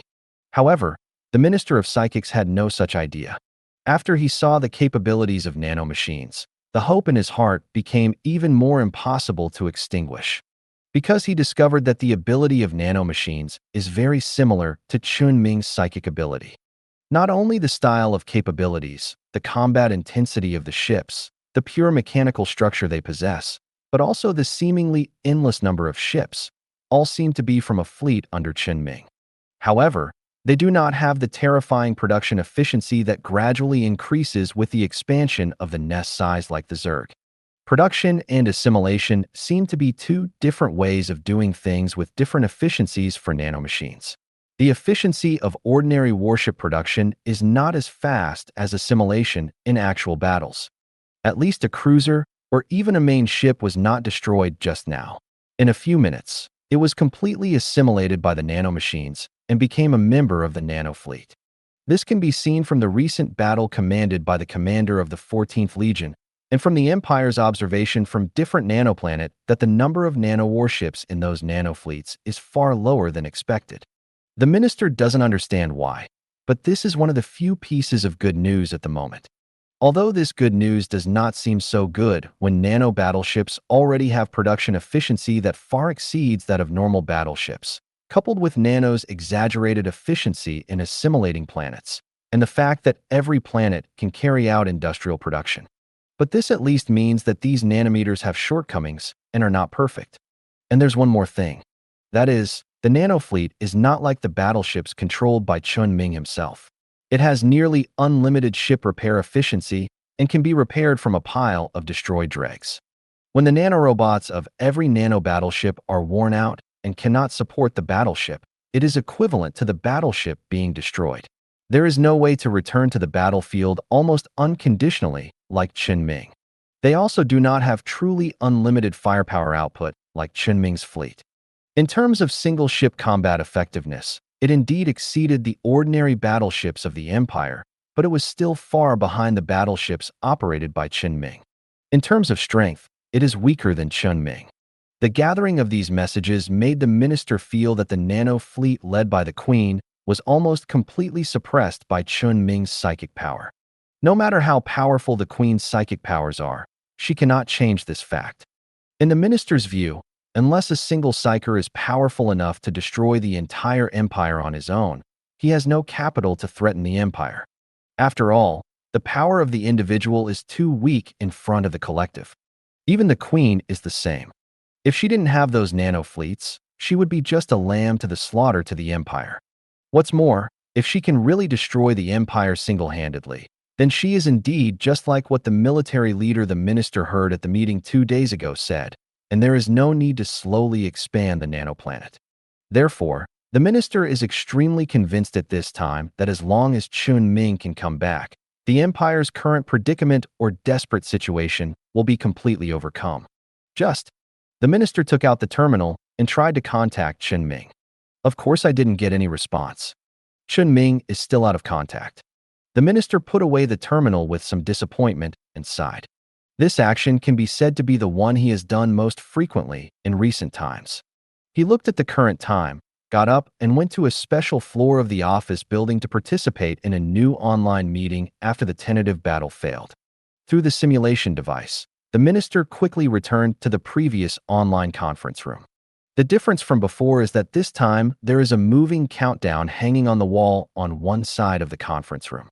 The time shown above has 7 days and more than 10 hours left, close to 8 days. There were already about 20 people sitting in the conference room. Someone explained to the new minister, "This is the arrival rate we estimated for the Empire based on the current expansion rate of the nanoplanet and the Empire's data on those galaxies that are about to be assimilated. Order time. This time may be earlier, but it will not be later." The minister nodded and stared at the countdown for a long time. It was like the sword of Damocles that could fall at any time, threatening him and the Empire. There is currently no way to remove the sword. The minister sat down in his seat and looked around. The atmosphere in the conference room was worse than before. If the nanocluster hadn't chosen to expand slowly instead of directly letting the Empire face this trouble, I'm afraid someone would have collapsed long ago. People in the conference room quickly gathered. The head of the military department was the first to speak at the meeting with less arrogance than the previous 2 days. "We already have a clear understanding of the combat effectiveness of the nanofleet. Basically, it can be said that as long as they expand and fight us head-on, we will lose. With our current technological level, there is almost no effective way to deal an effective blow to their fleet except to crush them with at least twice the number of fleets. In terms of fleet and ship strength alone, the Titan-class warships that are still under construction may be able to do it, but once the Titan-class battleships are damaged in battle, the few methods we have at our disposal will also lose their effectiveness. This is news that everyone knows by now, and you should also have a headache now. But I also want to tell you some bad news that you don't know. The size of the nanofleet that passed through the wormhole at the beginning was only close to the permanent military force of an ordinary star field. We have missed our best opportunity." As he spoke, the head of the military department glared at the person who questioned him last time. But there's nothing to say. Even if the authority is really delegated to the military, they can't really assemble the available forces and all the psychers in the entire empire to attack the queen on the day she arrives. It's really hard to say who will lose and who will win. So the people in the military department just glared at it and then continued. But as of today, the size of the nanofleet cannot be predicted. It is at least 1/10 of the Empire's standing military strength. BR? Don't think that this number is small. How many star fields does the Empire have? How many star systems have they occupied until today? The production efficiency of those nanoplanet is very high, and the speed of replenishing the fleet is far faster than the speed of our replenishing fleet. And as the number of planets they control increases, the number of warships they produce will increase. It won't take a few days until the number of nano fleets really crushes the number of our fleets, and we really have no hope of making a comeback. But there are still. Based on our parallel investigations over the past 2 days, we found that the growth of the nano fleet is not exponential, but linear. The only means they use to expand the nanoplanet is the Colossus. I doubt if the Chen Ming colony hadn't used the Colossus to try to destroy the Stargate, giving them the opportunity to recreate the Colossus. It would have been possible for their queen to come directly to the Empire to grab one. We have ways to curb their expansion, and this Colossus can definitely become our target. The Minister of Psychics couldn't agree more with this point of view. Although he himself thought that the production efficiency of nanoplanets was not as high as the conversion efficiency of nanoships in battle, that was also relative. It would also be good if we could find a way to dismantle the Colossus and delay the expansion of the nanoplanet for a day or two. If the production efficiency of nanometers is lower, the reconstruction of the Colossus will be slower, and it will be even more unexpected if it can be delayed for a few more days. With only 8 days left to face the Queen, delaying time is extremely important. But someone else brought up the last meeting. Where is the Queen? What are you going to do? The Nano Colossus has not been found yet. Are you still thinking about the Queen? The person in charge of the military department turned dark and asked. However, he still set a plan that seemed to have been thought out before. If you want to deal with the Queen, there is only one option.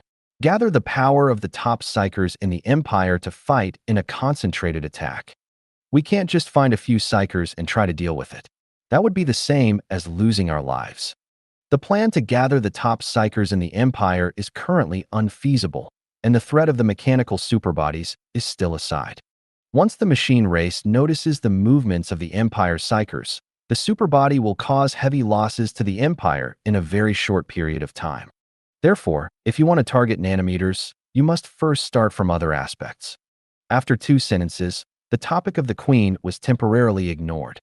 The person in charge of the military once again said with preparedness, "Not only the nano-colossus, we must also try to clean up those nanoplanets to further reduce their productivity. It is also necessary for our colossus to move. This is the colossus's job." Everyone in the conference room discussed it for a while and had no objections to this idea. This is indeed an effective way to suppress the productivity of the nano fleet. The only possible consequence, the same as destroying the nano-colossus, is that the Queen changes her current way of doing things and attacks the Empire directly. But this is not a problem at all. It is just something that is bound to happen sooner or later. Instead of being afraid of the consequences, try something. Someone suggested, "There is also a colossus over there in Chen Ming's colony. Do you want to borrow it?" You can give it a try, but I'm not optimistic about the effect of neutron torrent on nanomachines. An extra choice doesn't hurt. After the plan was passed and handed over to the military department for execution, the person in charge of the military department suddenly glanced at the Grand Consul. He suddenly changed the topic as if he understood something again and said, "Having said that, in fact, it is necessary to plan the plan for the Queen. At present, we all know that the Queen's psychic power far exceeds that of any psyker, so our psychers must work together to target it. Our top psychers usually don't cooperate much, especially in cooperative battles. Therefore, if their abilities conflict, appearing in front of the Queen together may even have negative effects. We need to carry out certain organization, build a qualified team, be ready at all times, and carry out beheading plans when necessary. The plans for Nano-Colossus and Nanoplanet are both theoretically feasible and the approximate results can be predicted. But for the Queen's plan, it was obvious that no one present would pass it so easily. Let's not talk about beheading. How can we behead the Queen if we don't know where she is?" The head of the military department responded confidently, "We actually have a solution to this problem. Our military department has been cooperating with the Fanchao Research Institute to conduct research on a secret project. The name of this project is the Sentinel Array. This project was established 1 month after Chen Ming brought back the cosmic star map. He completed the research some time ago and knows that the technology has only been completely completed recently. Sentinel Array. It is a special giant structure that has the same specifications as a giant shipyard, but has different abilities and effects. The effect is to conduct Empire-level long-range and ultra-high-precision reconnaissance. As long as you are within the radiation range of the Sentinel Array effect, everything from the structure of galaxy clusters to the biological populations and natural resources on the surface of the planet are clearly visible. The existence of this technology was originally used to target the mechanical tribe. As long as the mechanical tribe still existed around the Empire would be well aware of all the movements of the mechanical tribe. As long as the war between the Empire and the machine tribe continues, the Sentinel Array will soon be able to locate the location of their Omega core. And now, the results of this technology can just be used on survivors. Then what? No, we still can't beat it. Beheading the Queen is not the first goal. This is just preparation. If we are not prepared, we will not even have a chance to fight the Queen. The Grand Archon, who had been silent for a long time since the beginning of the meeting, ended the debate and completely set the tone of the Empire's targeted strategy against the survivors. Destroy the Nano-Colossus. Clean up the nanoplanet. Behead the Queen. The 3 fronts go hand in hand. This is not because the Archon is arrogant, but because the Empire cannot win if he doesn't do this. Half a day later, the Sentinel Array built in a secret galaxy affiliated to the military department of the Empire was officially launched after a series of careful preparations. Within minutes of activation, The array determined the precise location of the remnant's empress and her nanocolossus.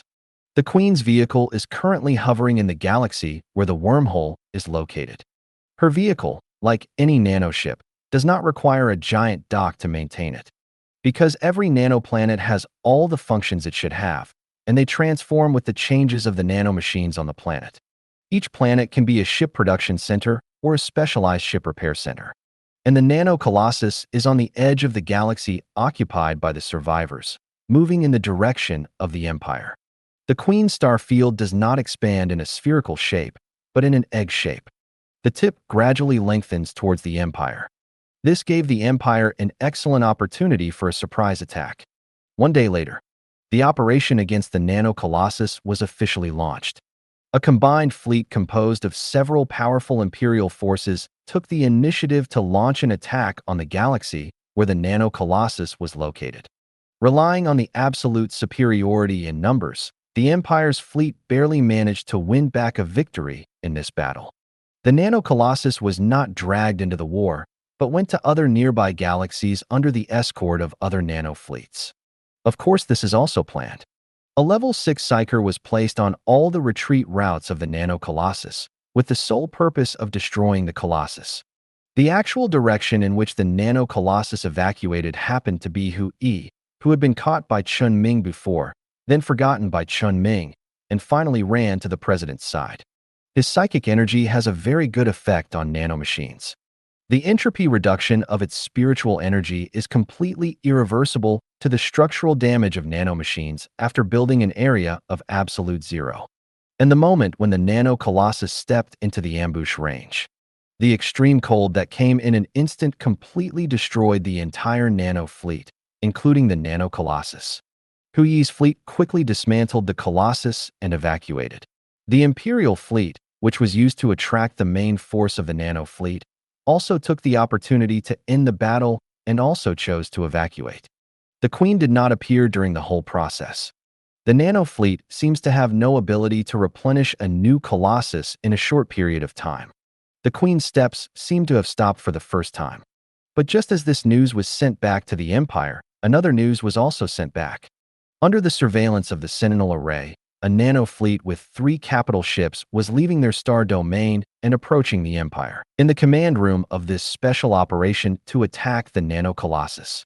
The Sentinel Array once again reported that the nanocolossus was confirmed to have been destroyed and that new nanocolossi were not replenished in a short period of time. But the news about the abnormal behavior of the nano fleet was also broadcast again. The actions of the Empire do seem to have affected the behavior of the survivors. They have changed their original plans and are moving in the direction of the Empire. And the number of these affected fleets is gradually increasing.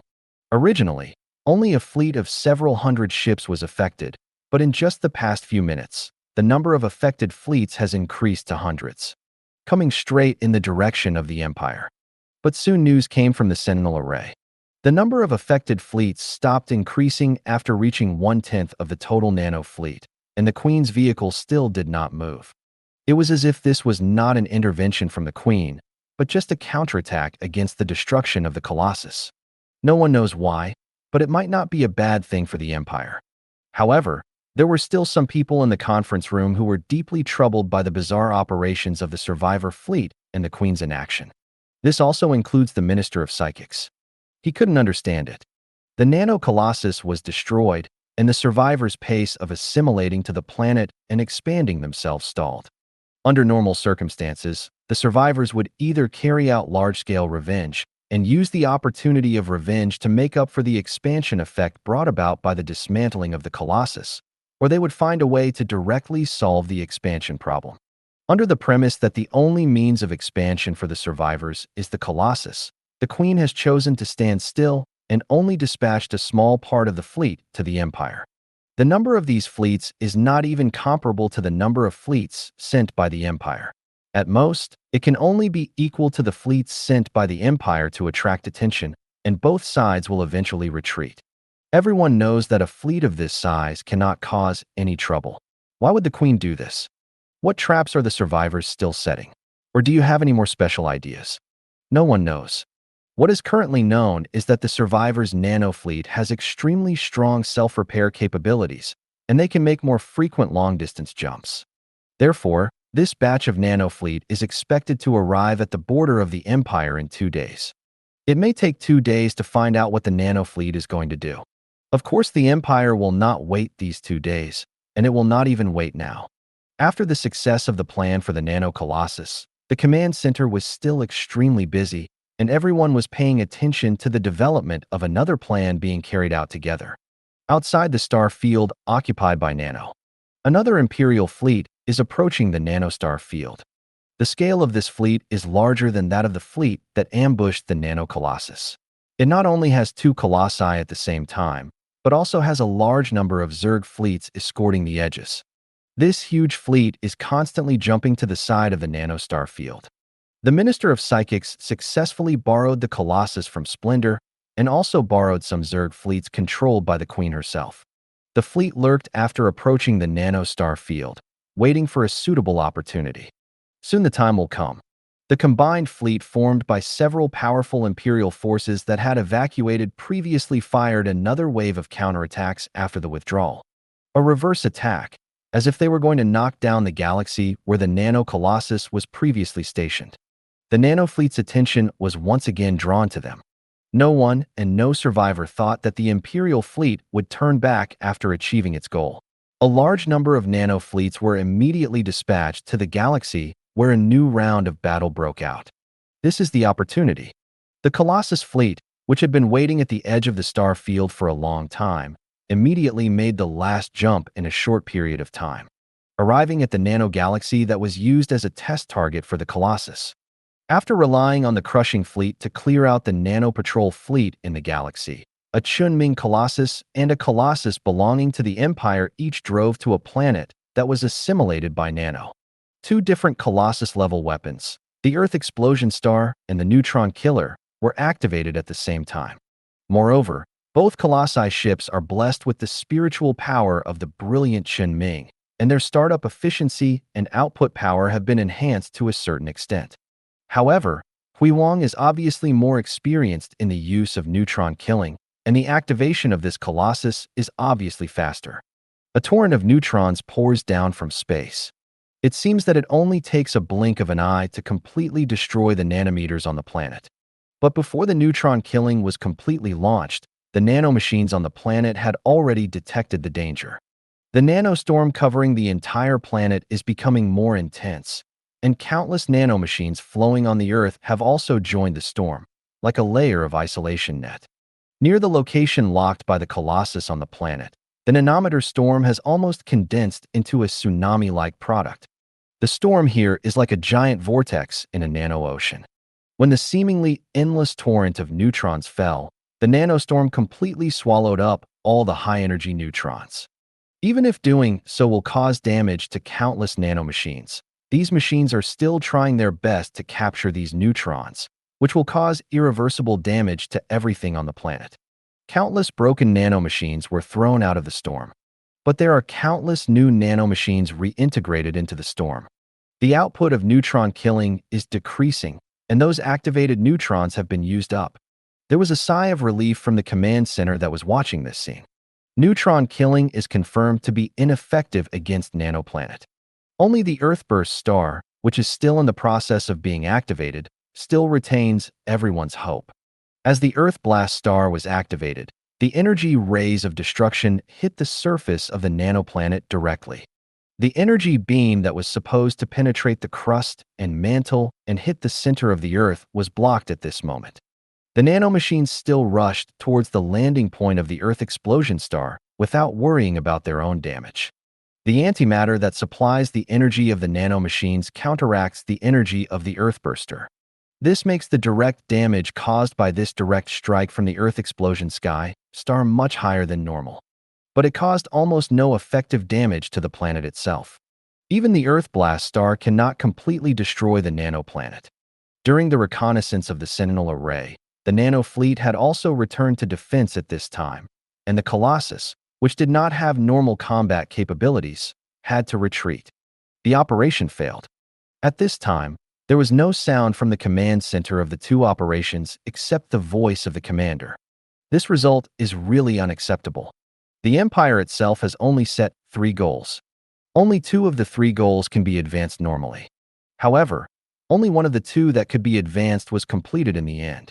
Such a result might have been fine at other times, but now, such a result would only make everyone extremely disappointed and desperate.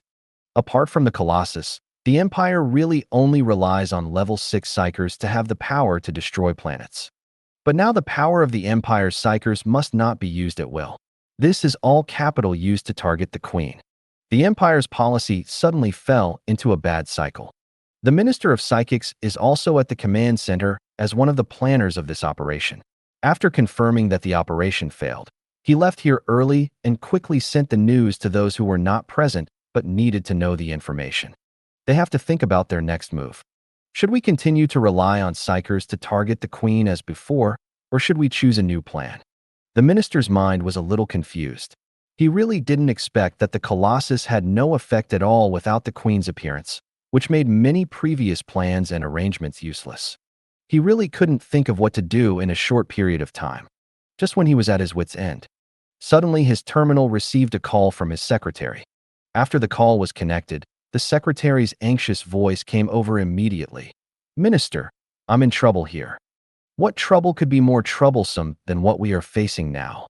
The secretary said without hesitation. Yes. The minister was choked, but he was not angry. What happened? Isn't the galaxy in our department not open to the public? Any spacecraft passing by without paying attention will be dissuaded. Well, what then? There is a man who is staying in hyperspace and won't leave, saying that he must come in to see you. Wouldn't it be better to just drive them away? He was an unregistered psyker, and, he said, he was the most wanted criminal the Empire had ever seen. The minister's mind instantly searched for this keyword. To say that the Empire was once the most wanted criminal, he must have single-handedly caused the Empire's fringe star regions to strangle pirates to a very severe degree for nearly 30 years. At the same time, he was also the initiator of the biggest scandal in the Imperial Army. Times change. He did say that his name was that, and his appearance did match that of the dead Chen. We wanted his genes to be tested, and he agreed, but the test is still ongoing. I'll go back right away. The minister's tone was a bit difficult to understand. After all, it was Chen who made the relationship between Wu En and the Empire completely irreparable. He soon boarded the spaceship heading to his home, star domain. At the same time, memories of the past were flashing through his mind. The cause of the conflict between Wu En and the Empire was actually just a trivial matter. At that time, Wu En was running around the Empire looking for new people with potential to train. As a result, they found the pirate's head and Chen, who was still a young man at the time. People who become pirates are either forced by life or they are stupid. Chen is the former. Wu En also took things like identity very lightly, so it was no problem to find Chen. It was simple to join the association after clearing his identity. But Wu En was in no hurry to do so. He planned to put Chen in a pirate environment for training. This gray area is indeed better for people to exercise than in a safe place. But Chen's identity as a pirate caused him to have a conflict with the military somewhere. This was originally just a small thing. Wu En's identity was placed on Chen's head, and this conflict was suppressed in minutes. But there are always people who like to cause trouble based on their status, and Chen is not the only one with status background. When one party takes the lead in being shameless, even Wu En cannot resolve the matter simply. This ultimately resulted in a siege that required the use of capital ships. Then the battleship was sunk by a seemingly ordinary death torpedo, and Chen also ran away during that encirclement and suppression. Things are completely out of control. Chen has since become the most wanted criminal in the Empire. On the one hand, it is the face of the military. On the other hand, it is Chen who has built up a fleet by struggling among the pirates, and the psychic association that is closely related to Chen. Not even the Grand Consul can do anything about it. Make the decision to level the playing field. We can only let it go completely and let Chen and the army solve it themselves. This decision is actually somewhat biased in favor of the military, but after all, the military is the foundation of the empire. Wu was naturally unhappy about this, but he also had nothing to say about the decision. He just kept trying to mediate. It's just that the results are not ideal. When Wu went to mediate, the military found a way to hold Wu back and launched an encirclement and suppression campaign against Shi Qian, dispatching 2 level 6 psychers at the same time before killing Shi Qian. Wu also ran to a pirate space station in the Fringe Star territory after that, almost severing contact with the Empire. This can be regarded as a disguised confirmation of the authenticity of Shi Qian's death. At least that's how it ended. Judging from the current news, Shi Qian is totally fine. This shouldn't be a case of the army and Wu teaming up to deceive people to save face for the army. After all, there is no need for Wu to sever ties with the Empire later. He definitely thought Shi Qian was really dead at that time. But no one could have imagined that Shi Qian was still alive and even appeared again now. The only reason the minister could think of for his sudden appearance was one: Wu's death. He had the means to know about Wu's death and came here after 2 days of preparation. He used to be able to destroy capital ships when he was still a level 4 psyker at most. Now that decades have passed, even if he has been dormant for a long time, his power at this time will definitely be more powerful. What on earth was he doing when he suddenly appeared? Full of doubts, the minister quickly rushed back to the system where their Imperial Psychic Division resided. In the hyperspace channel of the galaxy, the minister met the man who called himself Shi Qian. He looks to be in his 30s, even older than Wu. His expression was calm, but there seemed to be some sadness. The first time he saw him, the minister was convinced that the person in front of him was Shi Qian, who had been confirmed dead. But he did not arrest Shi Qian according to the specifications of wanted criminals. At this time, any fighting force must be roped in, except Zhu Jing. So he immediately rearranged a shuttle boat and met Shi Qian alone. After they both sat down at the small table on the shuttle boat, the minister asked straight to the point, "What are you doing here? Are you sick and dying? So you jumped out and wanted the Empire to take care of you in your old age?" Shi Qian looked very peaceful, without the arrogance that the minister remembered from Shi Qian when he was a pirate. Faced with the minister's question, he asked, "Have we met?" "No, but I know you. I know you too." After both parties got to know each other, they both came to the consensus not to talk nonsense. Shi Qian also stated the purpose of his trip. "I don't look like I'm going to die of illness, but I heard that my master is dead, so I came to confirm." "Dead indeed. Is there a tomb?" "Only clothes, not the Empire." "Where?" "In your junior brother's colony." "Junior brother?" Shi Qian seemed to have really lived in seclusion in the past and did not have any close understanding of the outside world. He did not know Chen Ming's situation. However, Shi Qian still wanted to meet Wu's last apprentice before his death. "Can you contact him for me? You are a wanted criminal now, don't ask for too much." "You know I'm not. The wanted criminal has long since died. What comes out now is just a man named Shi Qian who happens to look the same, has the same genes, and has the same abilities. You know why I came out. A natural disaster?" Shi Qian nodded. He can't escape even if humanity dies. As a person who has died once, he doesn't want to die again.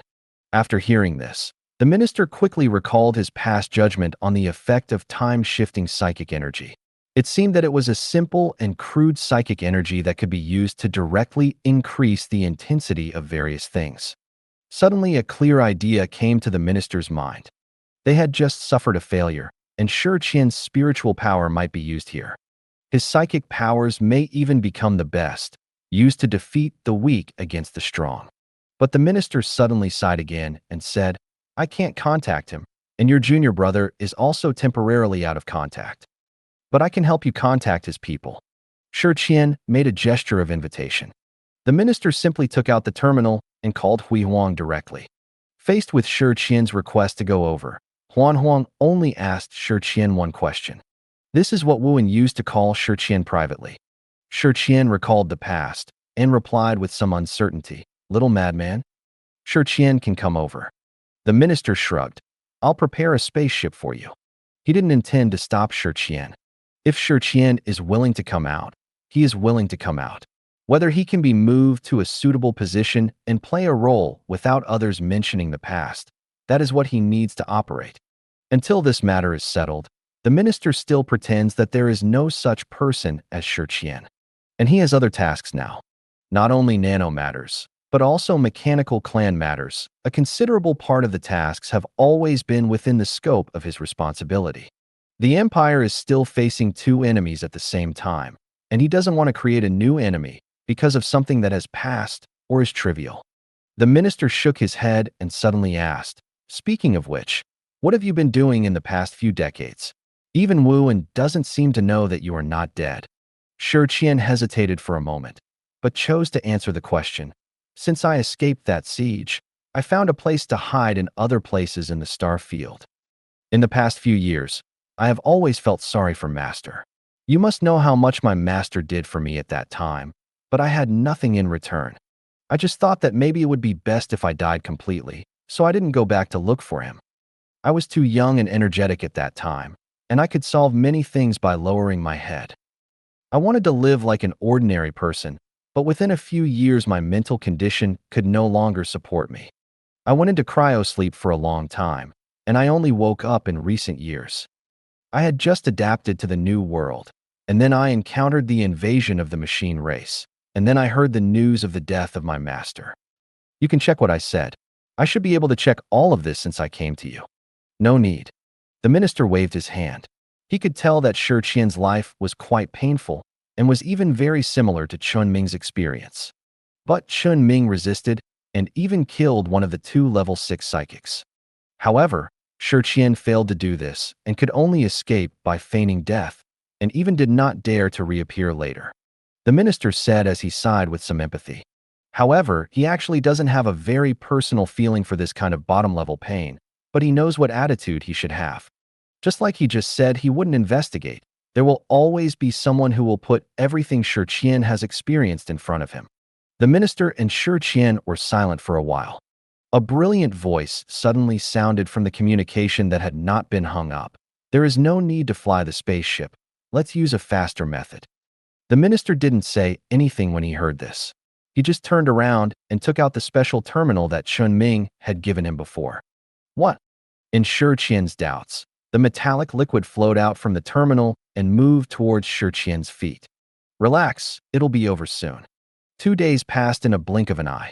The countdown to the online meeting room has also been suspended for 2 days and is still maintained at just over 6 days.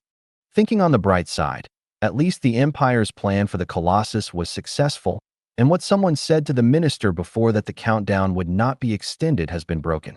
But the minister should still have a headache, because the Empire has no way to solve the nanoplanet. Their methods are too weak, and they must find and try new methods. In the past 2 days, the minister had made Shi Qian's existence known.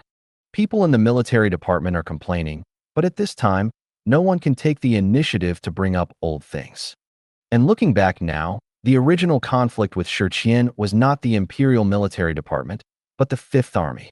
It was only later that things gradually fermented, eventually leading to irreconcilable conflicts. From the current perspective, the Fifth Army itself has very big problems. In the last major incident involving Zhujiao, the Fifth Army did not play a good role. There seems to be a shadow of Zhujiang in this incident.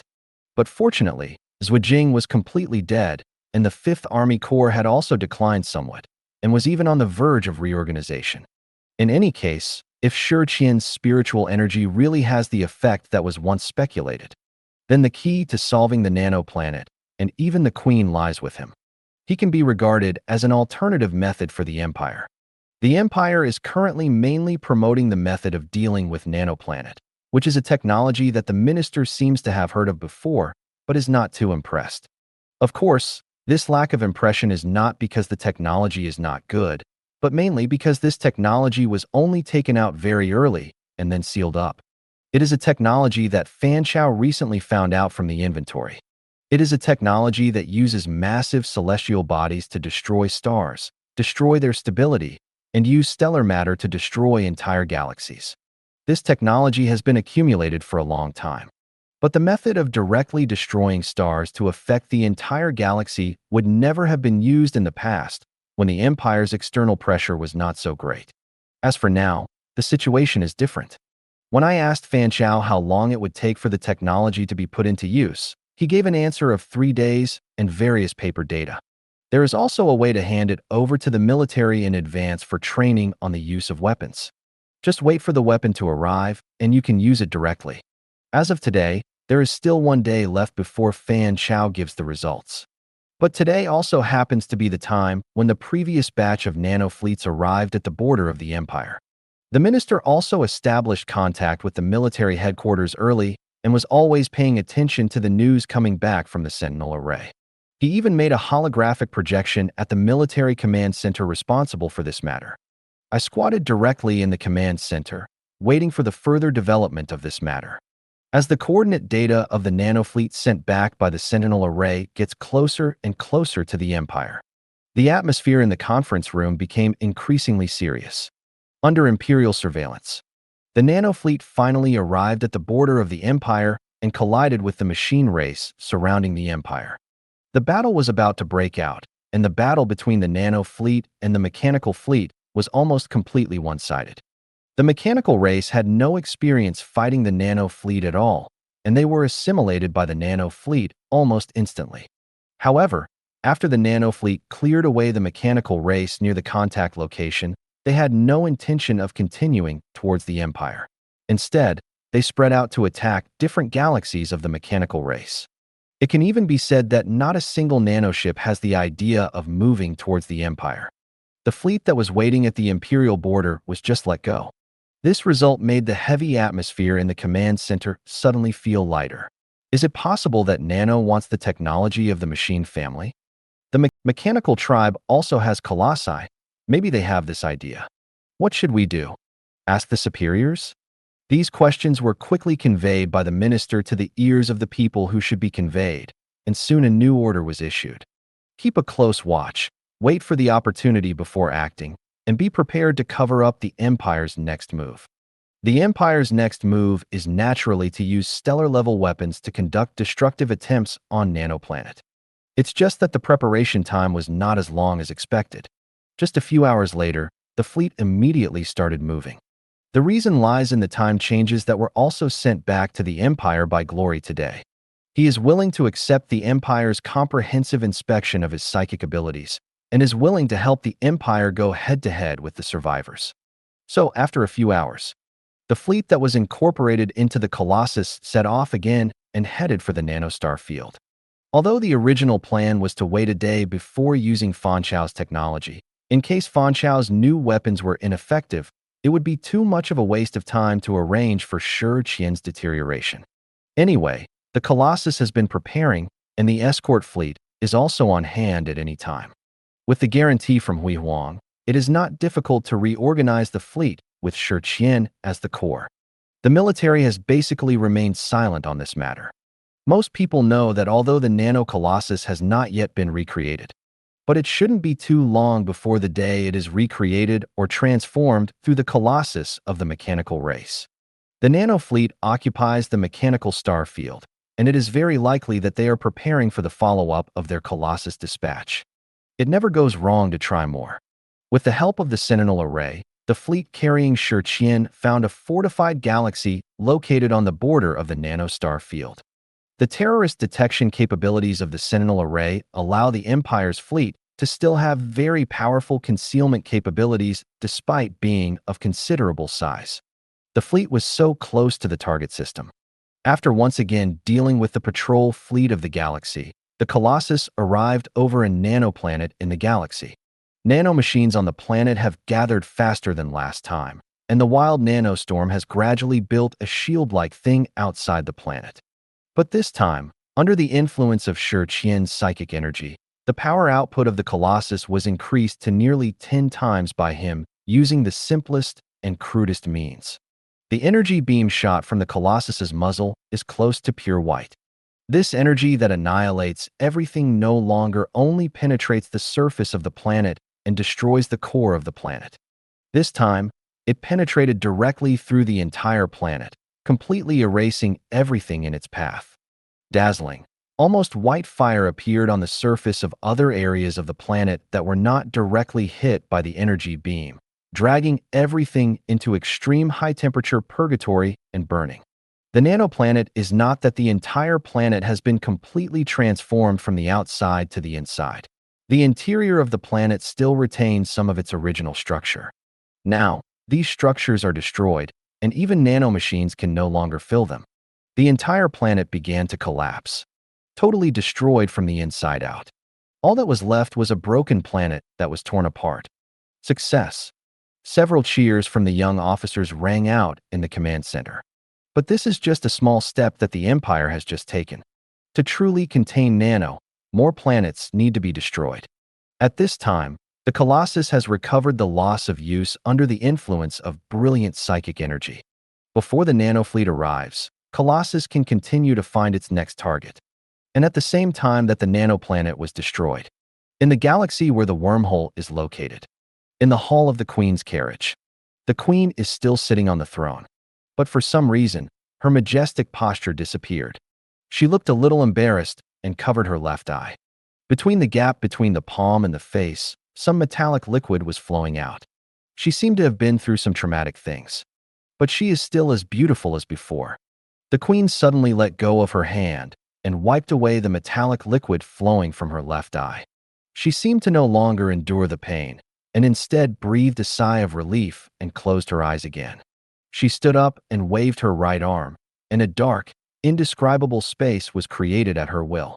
The Queen stepped directly into it without hesitation. The next moment, this pitch-black space rift spanned countless light years and appeared in the galaxy that had just been destroyed by the Colossus.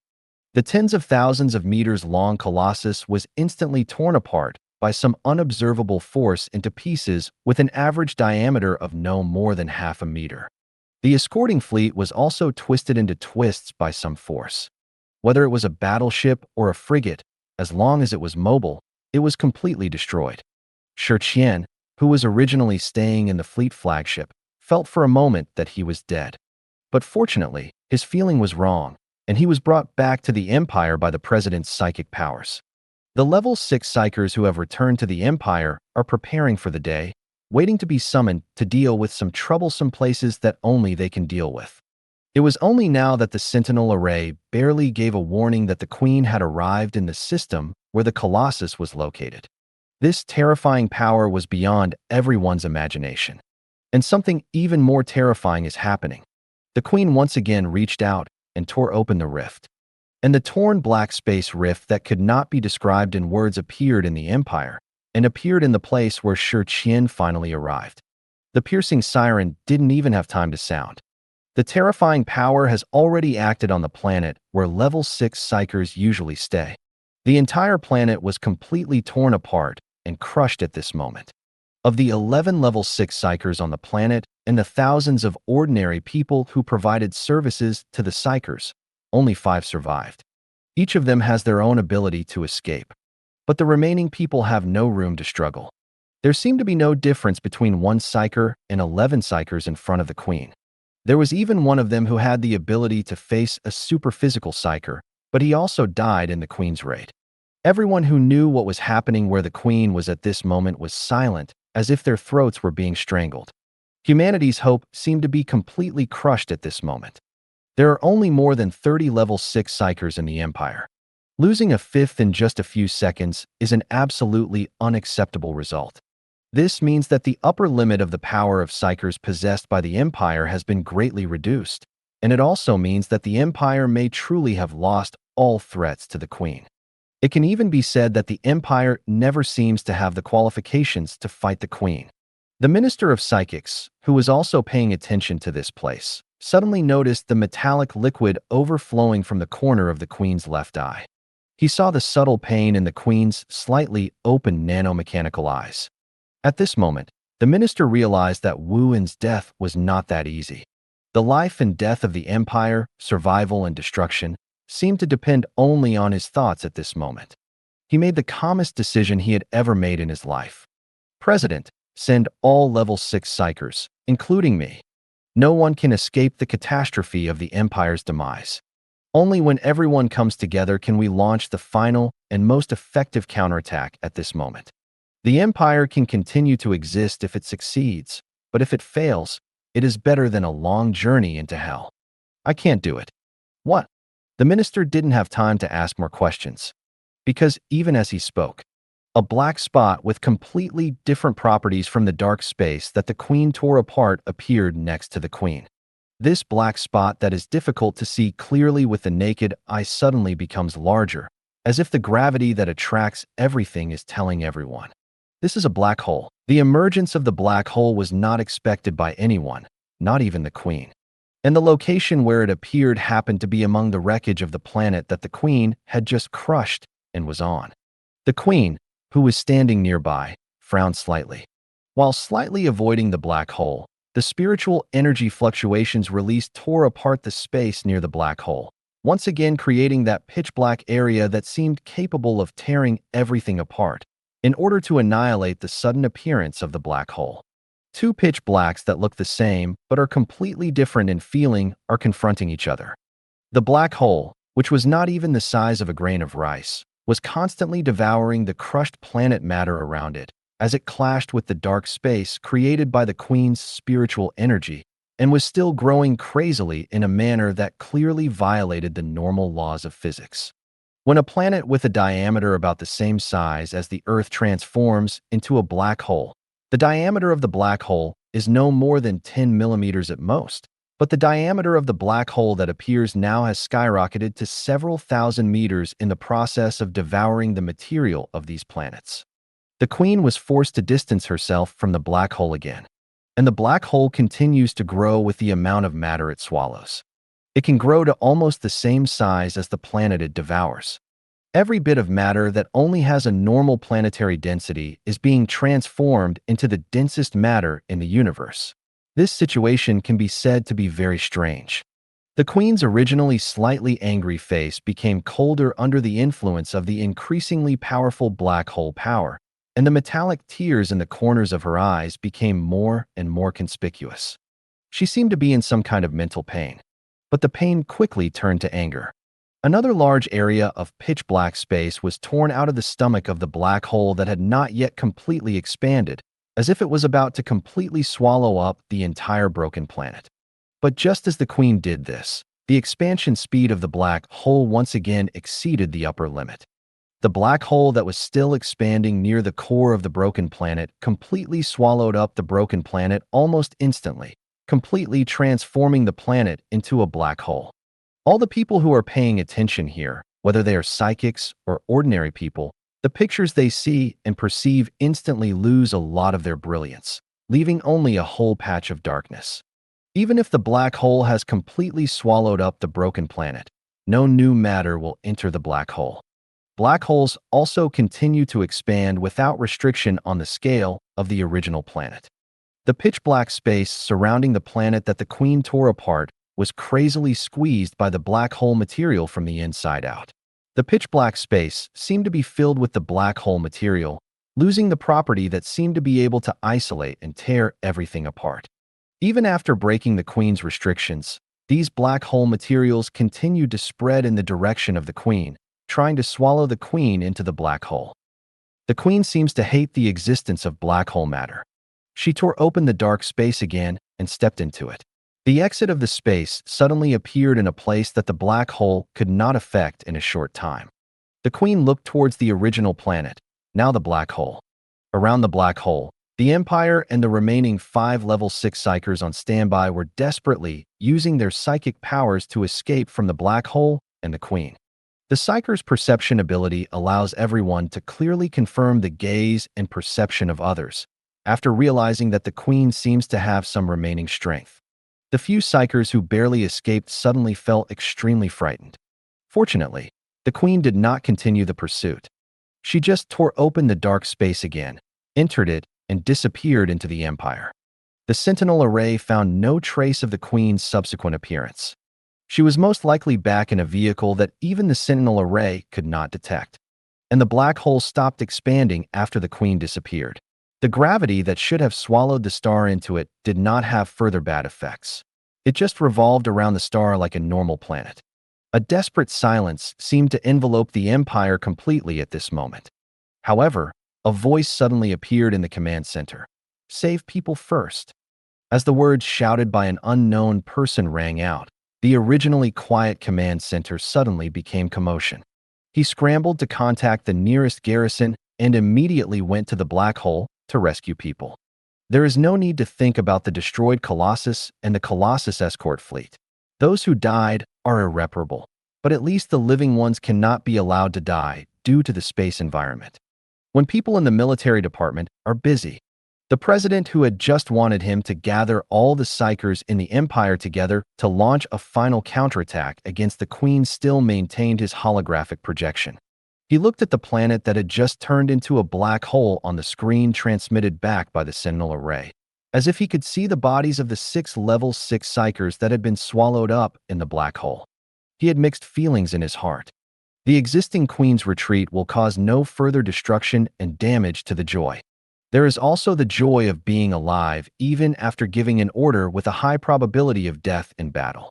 There is also the worry and fear that the Empire has now lost 5 psychers, and the possibility of defeating the Queen has once again decreased, as well as doubts and expectations about the inexplicable black hole. This is really the worst situation. The minister glanced at the ships summoned from the command center. After discovering that Chen was still alive, he told the people in the military department to turn around and hand Chen over to him, and then temporarily left the somewhat turbulent command center. He contacted the president again and asked, "What happened to you over there? Why can't you use psychic energy?" The president seems to have been paying attention to the situation here. When the minister asked the question, he answered immediately, "My psychic energy is affected by the change in spatial scale. I don't know if it's because of the black hole or the Queen's power. Anyway, the space in that galaxy is distorted. I can't confirm the coordinates, so I can't send people there or take them away. From my point of view, the power of the black hole and the black space created by the Queen cannot be called space, but I just said it for the sake of understanding. These two forces are absolutely conflicting forces. BR?" When the minister heard this, he seemed to smell something that could understand the Queen's psychic power. "What do you mean? What happened to that black space?" The president thought about it and explained, "Let's put it this way. The black space that looks similar to space does not have spatial coordinates, so it cannot be regarded as a space, but more like a space that has been completely squeezed out. The nothing left behind." The minister asked again, "Is the Queen's psychic power also a space psychic power?" "No, absolutely not. Although the effect is very similar, it definitely cannot be the same space psychic energy as mine. You are the minister of the Empire's psychic department. You should know very well that many different psionic developments may have similar effects in the end. I can't give you the specific answer. You can only rely on you to figure it out yourself." Understood. Although the understanding of the Queen's power is not yet sufficient, at least this is a good start. But judging from the current situation, even if the Empire really has an extremely deep understanding of the Queen's psychic powers, they may not be able to compete with the Queen in terms of the most intuitive power. The minister didn't dare to think too much, so he could only sort out the information the president said and then pass it on. "Speaking of which, how did you judge that you could summon all the psychers in the Empire?" The minister responded seriously to the president's question, "Because I found that the Queen's state was not right. Wu did more things before his death. The Queen's consciousness was definitely affected by Wu and psychic energy. BR? His psychic energy can affect any conscious creature. Even if the survivors become nanomachines, they will be affected as long as they are conscious. The Queen was definitely hurt by Wu's methods when she came over. I feel that was the Empire's best and last chance. The remaining psychers may not be able to defeat them all if they are gathered together." The president felt uncomfortable when he heard this. If his reaction was faster, he might be able to pick up all the people at the moment the Queen's pursuit arrived, without any further interference. The loss of the psyker really dealt a heavy blow to people's already low confidence. Both of them sighed for a while. The minister suddenly asked, "You said that black holes suddenly appeared." The president responded decisively at this time. "I don't believe there are such coincidences in the world. There must be a driving force behind the occurrence of some things. As far as I know, there is only one person in the Empire who has the ability to affect the black hole, and it's just him. Perhaps he will be back soon." The minister's relief was of no use. Only facts could make the president change his mind. The two of them did not continue to say anything more about the Queen's matter. There would be no benefit in talking more. So what are you going to do about black holes? I will definitely arrange an investigation as soon as possible, and I will try my best to hand over the authority to the right person. This black hole should be regarded as a wonder of the universe, but I don't know if this wonder can help us win the war in the future. Hopefully he will.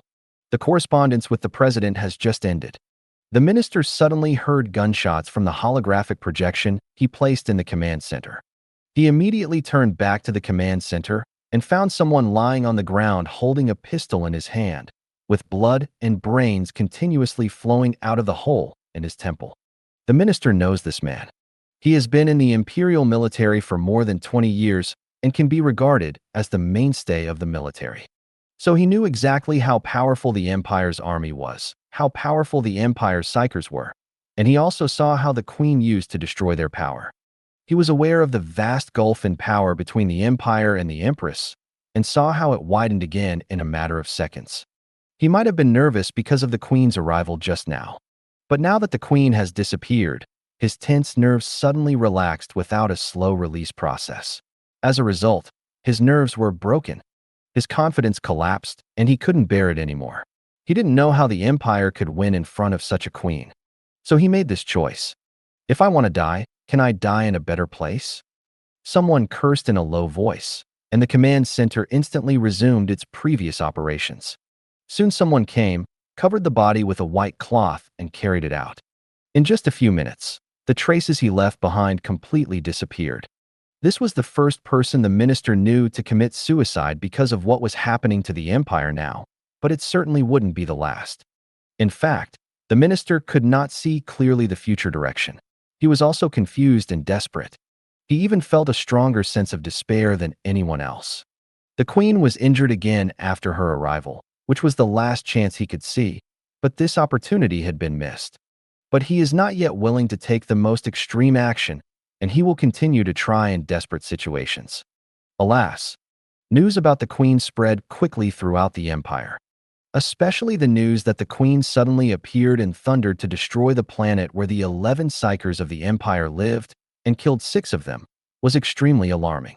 As for Chen Ming's colony, they learned this information almost simultaneously through the afterglows that Chen Ming had left in the Empire. Hui Wang immediately held a regular management meeting to explain the matter. Their colony may really become humanity's last hope. Tian Xian suddenly thought of something.